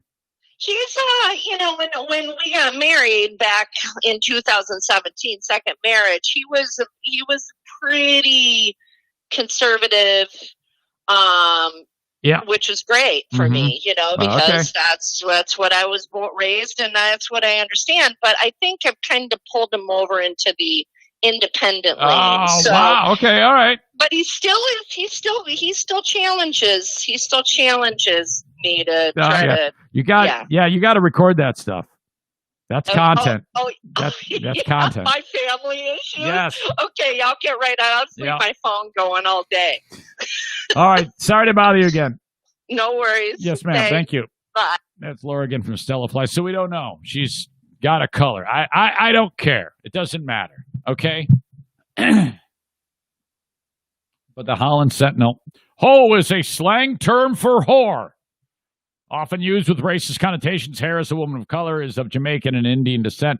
Holland resident Marla Drost reached out to Smitty's Truck Wash's Facebook page after she saw the sign shared in a Facebook group called Nasty Women of West Michigan. I thought it was very offensive, Drost told the Sentinel. She said the Facebook group linked the sign with Smitty's Truck Wash. Despise your political sign, Drost wrote. Hope you lose business because of it. Now, all right, I think her response actually is fair. I mean, if you're going to have enough nerve to post a shitty sign like that on your front lawn, you must understand that you're rolling the dice. You run a risk. Okay, this can have repercussions. Now, take it from me, a person who knows that if you do go that road, you can screw everything up for yourself. This is no different than radio guy who says something that's really off the wall and then gets canceled for it. None at all. Now, I never did anything like this. I mean, I made fun of Joel's pants, for God's sake. But this guy Now he's hearing it about his business, and that's all he needed to see. She wrote, I hope you lose business because of it. The Smitty's Truck Wash page promptly responded, saying, excuse me, and the Sentinel bleeped it out, but they left enough of the letters so I know what it says. Quote, go fuck yourself, bitch. We won't lose business over it. The response read, us Republicans work not like you worthless fucking liberals. Oh, my God.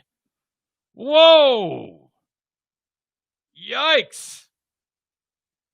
Smith's yard sign was still on display as of Thursday afternoon after the online message exchange. I'm really surprised. I mean, what do you expect if you're Smith? You put that sign up, people are going to find out what you do because people don't like that shit. And you better be expecting that. You better take the good with the bad if that's what it's going to be. Now, oftentimes you see these people who do take a strong stance like Smith is doing with the Joe and the hose sign, and it works out well for them, actually, because like-minded people go, hell yeah, I'm going to take my car to Smitty's and get my truck washed at Smitty's. Smith confirmed he placed the sign in his front yard, which is across the street from a church on Holland's 32nd Street. Well, everybody lives across the street from a church in Holland. Come on. But there was no connection between the sign and the business he owns. Well, yeah, there is. He owns a fucking business, so there's absolutely a connection. The Sentinel was provided screenshots of messages bearing the company's name and logo. However, Smith claims it wasn't his company responsible. Do you own the place? Yes. Well, then you're going to have to understand that you're responsible. That's just the way it goes. If you're going to have the nerve to post a sign like that, you got to understand you're going to get some flack for that. I mean, who doesn't know that? If you're a small business owner and you take that hard and fast stance and you expect it to work out for you, you're foolish. That's a dumb thing to do. As of Thursday morning, the business's page had been disabled. This wasn't my business Facebook page, he said. I don't use my business Facebook page. You don't understand. We are tied to the nasty women of Michigan, and they don't have a clue what's going on. We see everything they're saying. Yeah, I'm not sure what that means by you saying you're not tied to your Facebook page. On Google reviews of the Smitty's Truck Wash Services, critical messages dating back as far as 1 year ago had responses from the owner that included phrases like, must be trying to get points for your Obama phone, loser. And too bad you are just a hillbilly with no teeth, homie. Get a life, really. And they spelled really R-E-L-L-Y, so it looks like get a life, really. All of those comments were washed from the page the past few days. You see, nobody was aware of them, you know. But so whenever somebody would say something bad about the truck wash, somebody would respond with, you must be trying to get points for your Obama phone, loser. Smith refused to comment further on the subject. All right, excuse me. I don't need to make no comment, he said. This has nothing to do with my business. It does, because you're the business. You're the face of the business. You have no proof that this was tied to my Facebook page. I'm not a very nice person when it comes to this stuff. You can make any screenshot you want. The sign itself and similar messages has drawn ire in other areas of the country. It's not available for sale in the official Trump campaign shop, but rather by a third-party seller, which claims it has no affiliations to the campaign. Right. Well, let's call old Doug, see what's going on with him. He's probably working right now at the truck wash. So this is probably going to be a terrible idea. Hang on.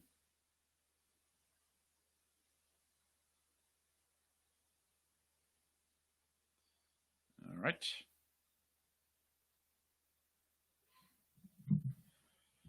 Okay. Phone call roulette is back.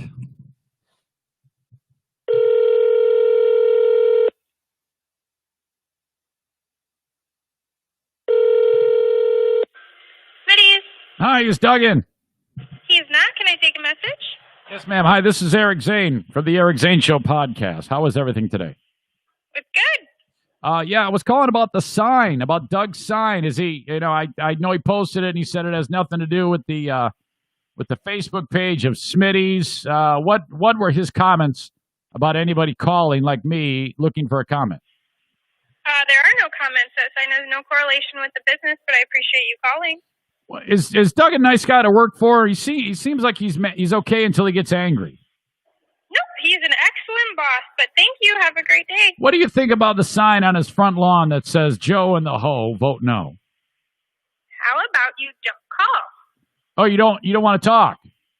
I don't. No, this is a business. That sign has no correlation with this business. No, it does. It absolutely does. It's his sign. It really doesn't. Well, thank you. Wait a minute. Is he not the owner? So Doug doesn't own the business then? Adios, amigos. Do you own the business? Adios, amigo. Adios, amigos. There you go. Smitty's Truck Wash. It absolutely has a correlation with the business, Doug, you dumb fuck. How can it not have a correlation with the business? It's your sign. And if people want to reach, okay, if I put out a sign that says, Joe and the Ho vote no, and then people go to my Facebook page and make terrible messages about me, I should expect that, okay? I can't then turn around and say, wait a minute, no, I said that, but that has nothing to do with my podcast. You can't do that. You can't be half in on this. If you said it, you own the business. So, I mean, if I want a comment from you, you can't turn around when I call your business and say, oh, it has nothing to do with my fucking truck wash. So, fuck that shit. I think that's all bullshit. All right. Take your truck to Smitty's and get your truck washed today. Now, I don't think anybody should go ahead and destroy anybody's business, but don't sit there and piss on my back and tell me it's raining. My God. All right. More coming up about Thom Brennaman. You remember Thom Brennaman? Holy shit, he's the baseball announcer who said F rhymes with bag. It's the F rhymes with bag capital of the world. Thom Brennaman is in the news, but before that, cameo.com. /Eric Zane. If you want to get a cameo done, cost you $15. Just did one over the weekend. Happy birthday to Tyler. All right, there you go. Cameo.com /Eric Zane. Blue Frost IT is the managed IT service provider for the Eric Zane Show podcast. Online at bluefrostit.com. Call them up 616-200-8550. Love them so much. If your business needs IT support, don't wait until things go south, okay? You need to have them already up to speed with everything you have going on in your business. They need to know what's happening and when, what updates are installing. If you have any issues with the ransomware, viruses, then you just call them up and say, hey, guys, we got a problem over here. They log in remotely and take care of any issues you have. That is how they do managed IT support for small and medium-sized businesses who otherwise can't afford to have a guy on staff or a lady on staff to help with that problem. Blue Frost IT, 616-200-8550. Van Dyke Mortgage, 231-332-6505. Whether it be your first mortgage or your 10th mortgage. NMLS number 3035 for Mario Flores and the Lakeshore team of Van Dyke Mortgage, okay? Especially loves the first-time person who's full of anxiety and concern and wonderment about what to do, how they can pull off getting their first mortgage. Let Mario and his staff take care of that for you. The Mario Flores Lakeshore team of Van Dyke Mortgage, and if you've been down this road many, many times in the past and you know your credit is awesome, you're sitting on a great credit score, call on Mario to help you. Thank you to the Mario Flores Lakeshore team of Van Dyke Mortgage. Just call and say hi. See what he has to say about your scenario. 231-332-6505. One more time for Green Clean Technologies, 989-560-7272. This business goes into giant companies that have data centers and cleans the data center, and not like sweeping or using a can of duster.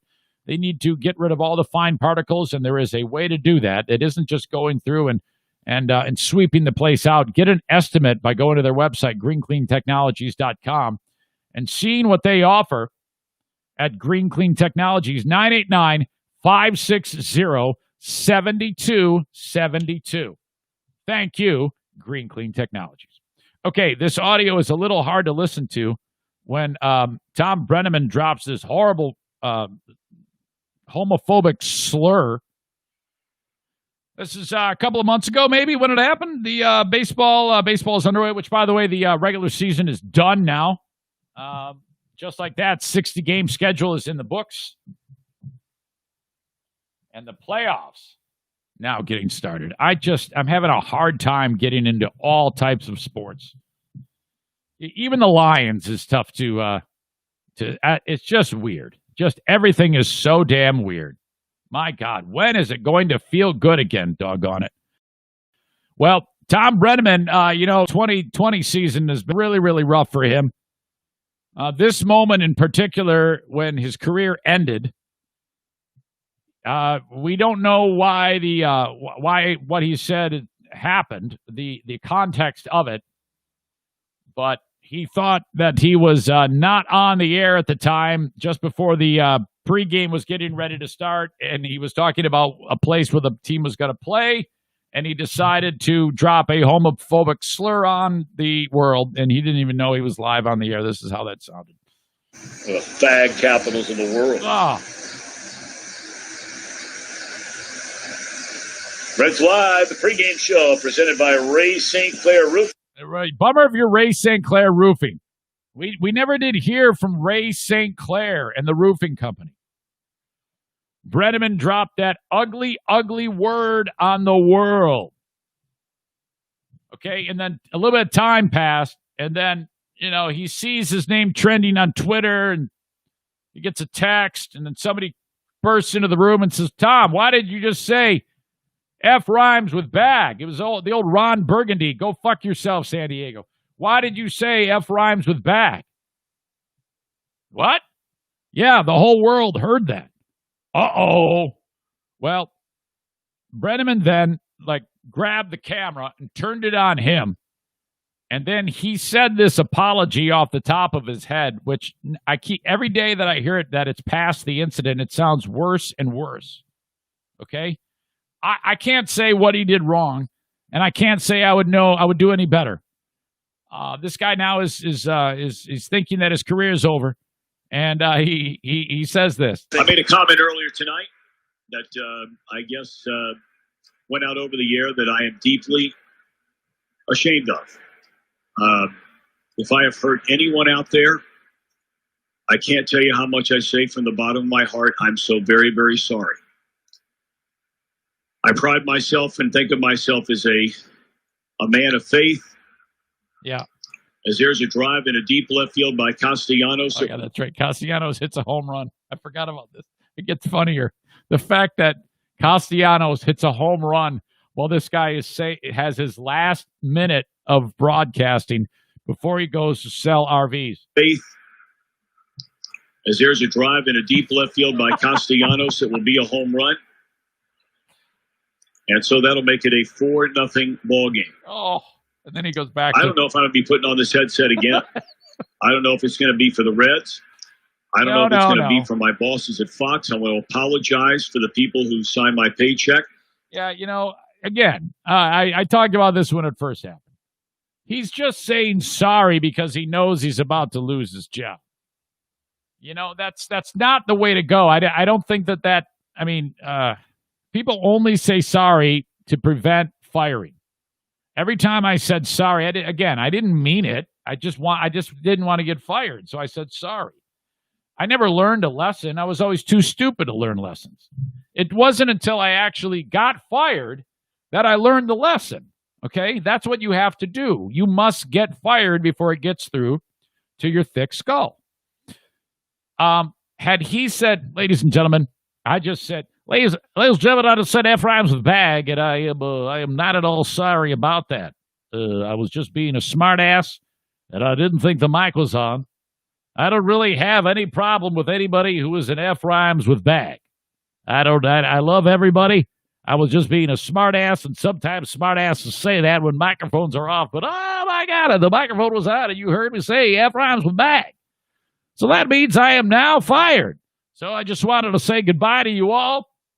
It's been great up until that last moment when I said F rhymes with bag. I've enjoyed my time with you, but now I'm going to leave you. I have no place. There's no place in the world for anybody who says this. Maybe if this was 1972, I could say it during the actual game and everybody would have a good laugh. Well, this is not 1972. This is 2020.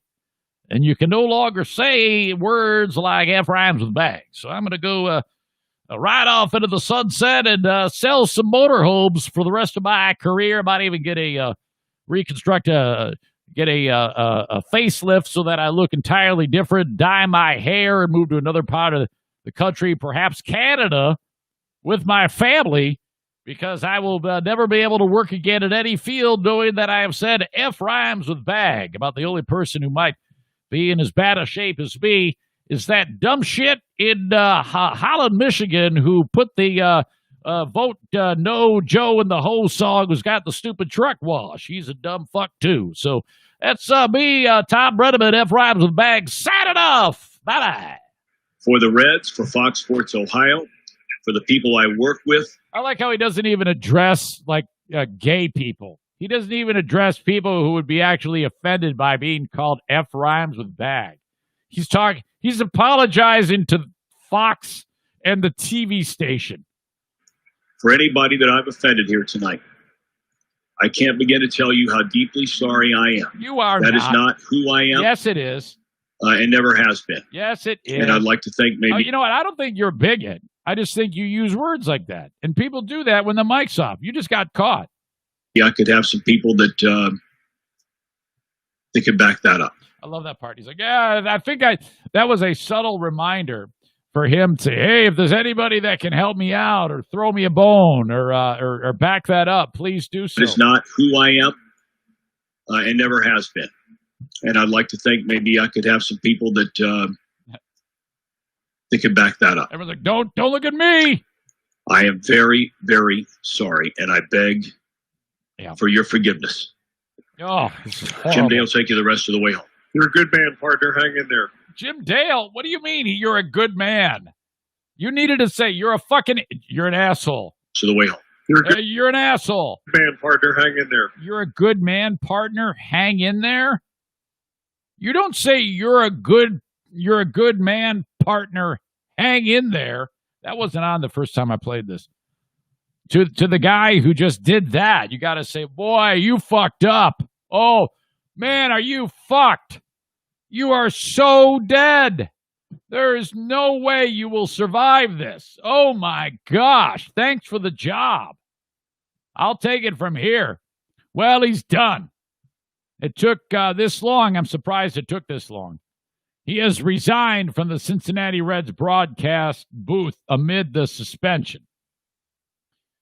Cincinnati Reds and Fox Sports Ohio broadcaster Thom Brennaman told WCPO he's resigned from his position more than a month after that.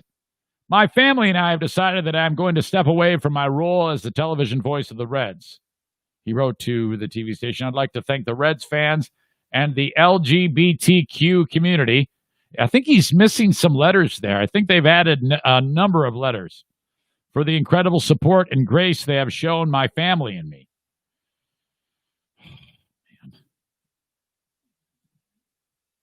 He says a lot of words that no one cares about. I have been in this profession for 33 years, blah, blah, blah, blah. I meant no harm, blah, blah, blah, blah. I agree. I don't think you did mean any harm. If I'm given the opportunity, I'll be a better broadcaster and a much better person. People always say that. After I made fun of Joel's pants, the company's like, you got to go get sensitivity training. And I'd have done anything to keep that job. Seriously. And people do that. Sometimes it sticks. Other times it doesn't. I can attest to that. The Reds respect Thom Brennaman's decision to step away from the broadcast booth and applaud his heartfelt efforts of reconciliation with the LGBTQ plus community. The Brennaman family has been an intrinsic part. I don't need to read all this shit. Fantastic talent, blah, blah, blah, blah. The incident happened returning from a commercial break before the top of the seventh inning in the first game of a doubleheader against the Kansas City Royals. And off-camera, Brennaman described an unknown city as one of the bleep F-rhymes with bag capitals of the world. I didn't know this. Fox Sports Ohio later clarified that audio only went out to viewers streaming the game and not on over-the-air television. Didn't matter, obviously. If one bad ear hears that, you're screwed. You just cannot say that. Oh, my God. So that's it. If he ever winds up in front of a microphone, that will be a miracle. But you never know. I mean, typically, if you the way he's handled it is probably the only thing he can do at this point, and then wait. You must wait a long time. And no one needs to hear from you in any way, shape, or form. You take an extended vacation for like a year or maybe 2. And then at some point you can maybe resurface humbly in some capacity. But yeah, you got to go away for extended time. I don't know what. I mean, this is a perfect opportunity to start something new, like CrossFit or triathlon, something that's like a job, something physical. Burn off all that energy. I don't know. You don't need to work on your tan. It already looks fantastic. Thom Brennaman, goodbye. All right. Man, just like that. Still got to get to the Joe Montana story. That is downright scary. We'll get to that and talk about your Lions. How about that? Laura from Stella Fly has made a couple of appearances on the show, and she just crushed it, okay? Really, really good at this. You should do your own podcast, frankly. Stella Fly, they market small and medium-sized businesses. Well, they market large businesses. I know for a fact they've got one gigantic business. But if your company needs some marketing love, if you're, let's say you own Smitty's Truck Wash. Hang on, I got a cough. Let's say you own Smitty's Truck Wash. And, you're working hard, making sure everybody's trucks are clean. And, there's been a great run at Smitty's Truck Wash. You've been working so hard to make sure that the business is run appropriately. You're not doing anything stupid to fuck up Smitty's Truck Wash. But you're also not marketing yourself on Facebook, okay? Because everybody knows that on the Smitty's Truck Wash Facebook page, it's full of people with nice comments like, I love Smitty's Truck Wash. I wish we would hear from the people who run Smitty's once in a while with some words of truck washing wisdom. Well, at Stella Fly, they can do that shit. No, truth be told, they probably wouldn't touch Smitty's Truck Wash with a 10-foot pole. But if you're a business that needs some help getting your message out on social media, that's what they do at Stella Fly. Facebook, LinkedIn, Instagram, Twitter, all of those great things. If you're busy making the pizza at the workplace, you're not going to have time to be doing the social media. Stella Fly does all of that. StellaFly.com. Reach out to them today. Horizon Hydroponics. Love these folks. In fact, I'll be seeing John from Horizon Hydroponics today. I'll be doing a Facebook Live at the Growers Outlet in Byron Center at 3 p.m. If you'd like to go, you can watch me do the live stream. The Growers 101 class that I do once a month at Horizon Hydroponics. I'll check in with John at about 3 o'clock when we go live. Now, that one will be on time. I swear. Horizon Hydroponics at horizonhydroponics.com. That's HORIZEN Hydroponics. Orders over $250 and more, you're going to get the shipping free. Use Zane Show at checkout to save 10%. And if you want to call ahead to get their expertise and whatever it is you want to buy, you can do that and then order it. or go to one of the brick and mortar locations. That would be Alpine and Grand Rapids, the Growers Outlet in Byron Center, Lansing, and Kalamazoo. Thank you, Horizon Hydroponics. Last but certainly not least, BK Guns and Stuff. Got a gunsmith on the show, 2 of them, that will repair, customize, clean your firearm from anywhere in the United States. If you want details on how to get your firearm to BK Guns and Stuff, call 616-902-2447 and reach out to them today. BK Guns and Stuff. Click on their logo at ericzaneshow.com. It'll take you right to their Facebook page. Okay. What the hell was I reading about this attempted kidnapping of Joe Montana's little infant grandchild? If I'm understanding this correctly, Joe Montana is hanging out at his residence, and it's Mrs. Montana, Joe, other family members, and they've got a newborn grandchild who just came home. And one of the family members is holding the baby. I don't know if it was Joe's daughter or what. And then this actually happened. A person who no one knows walked into the home, broad daylight, and everybody's kind of startled, I guess, and goes, "Oh, what an adorable baby," and puts hands on the baby and lifts it out of the person who's holding it. Now, at this point, the only thing I can think of is 2 things are going on. A, everyone in the room thinks that someone else in the room knows this person. That's the only way this could happen. This person walked with a purpose. It was like me sneaking into that Springsteen show with Rob Fulmer, with Jetman. She walked in. It's like, oh, my God, look at this little one. Oh, coochie, coochie, coo. Puts her hands on the kid and goes, "Let me see." And then left. Walks, like tries leaving with the kid. And everybody's like, "What the fuck just happened? Who the fuck was that? I don't know. Do you know her? I don't know her. Who's that? Is she with you? She ain't with you. Is she with me? No, I don't know. What the fuck is that? Oh, my God." And so Joe Montana follows this lady and says, "What the fuck? Who are you?" And grabs the kid. And then they're scratching their head. They don't know what's going on. They call the cops. This lady tries to take off.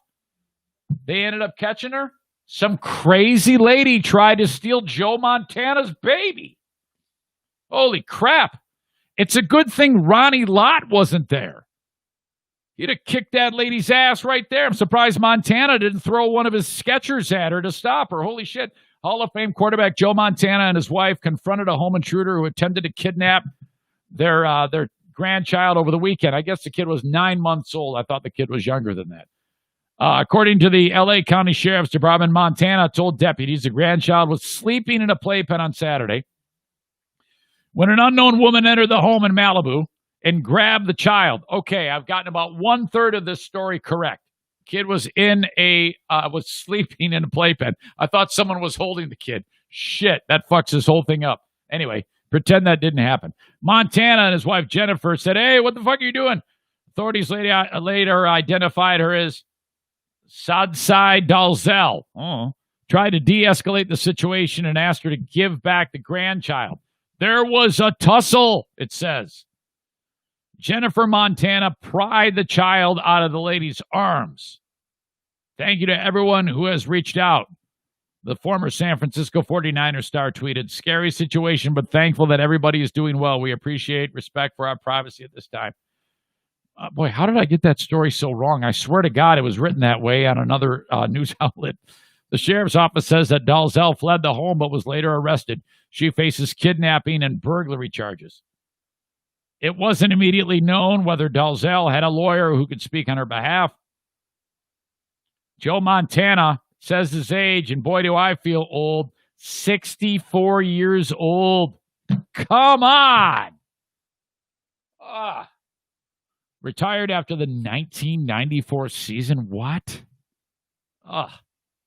Played 13 of his 15 years with the 49ers. He won 4 Super Bowls with him as starting quarterback. Boy, that's a great argument. Tom Brady, Joe Montana. I mean, at this point, you got to go with Tom Brady, right? The Bucs won big yesterday. I've barely been following. I know that Brady lost his first game as a Tampa Bay Buccaneer player. And he won yesterday. Let me take a look here. Standings. NFC South, right? NFC South. The Bucs are 2-1 after starting the season 0-1. Not bad at all. Well, now, forward down the field. I don't know the words. The Lions fucking won for the first time in 13 months. Ha, ha, ha. Forward down the field. Fuck you, Arizona. To go on the road and win in Arizona and they're pretty good, the Cardinals. They started out the year 2-0. This quarterback, Kyler Murray, he didn't have the game that he needed to have in order to beat Detroit. But the fucking Lions did not fold. I have very little to complain about with this performance, okay? I do wish that they would stop doing this deal where they hand the ball off to Orange Peanut, and it seems like the first time he touches the ball, he just smashes the shit. I mean, literally, he spins. He did this crazy move, and he picks up like 20 plus. Like fucking Orange Peanut's gonna crush it for 300 yards today, and then they stop giving it to him. You need to feed this dude the ball. He's only gonna last so long. He's 35 years old, so you better. I mean, seriously. So, and they move the ball well again, and they the defense, they got several key big plays on defense. Not a ton to complain about with your Detroit Lions, and they win on a last-second field goal. Stafford and the crew got him in range quite quickly late in the game. That is not easy to do. I give them all the credit in the world, and that's all you got to do to shut people up is win. Those first 2 weeks, son of a bitch, was that bad. Awful. For them to be that resilient on the road, win against a pretty good team is enormous. Now, it's all about what have you done for me lately. Forget this fucking victory, all right? Just keep your heads down. Understand that you suck, you're shitty, you're losers, and you'll always be losers. And as long as you have that humble mentality of how shitty you are, you might have a chance to, for another week, get a win against a very good team. Well, kind of a good team. I guess the New Orleans Saints aren't as good as we thought they were. They beat the Bucs the first game of the year, Tom Brady and the Bucs, and they've lost 2 in a row since. So Drew Brees and the Saints come into Ford Field for next week. So I haven't really been following, so I don't know. Maybe Drew Brees is hurt or some shit. I have no idea. But the Lions will take on the New Orleans Saints in this next game.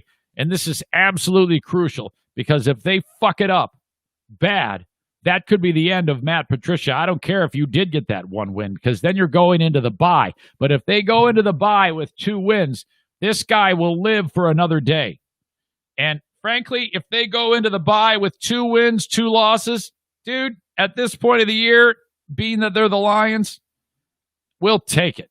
We will take it. When you're as shitty as they are, you like these little things happening. It's kind of like when you give, a cracker to a person who hasn't eaten anything in like 3 months. They're going to think that's the best cracker that they've ever had. I think Eddie Murphy did a bit about that on one of his live albums. All right. So there you go. Good on the Lions. Folks, hang on. That sounded terrible. Folks, I am out of time. I am out of energy. I am out of talent. I am done with this podcast for a Monday, September 28th edition of it. I will continue on Patreon after I revive myself with coffee, take the dogs for a walk, have some oatmeal, and then we'll get back after it. What do you say? 3 p.m. I'll be doing Growers 101 with Horizon Hydroponics. 6 p.m. I'm doing the first ever Eric Zane Show podcast, Red State, Blue State debate. Thank you very much for being part of this podcast. Till next time. Talk to you down the road. Bye-bye.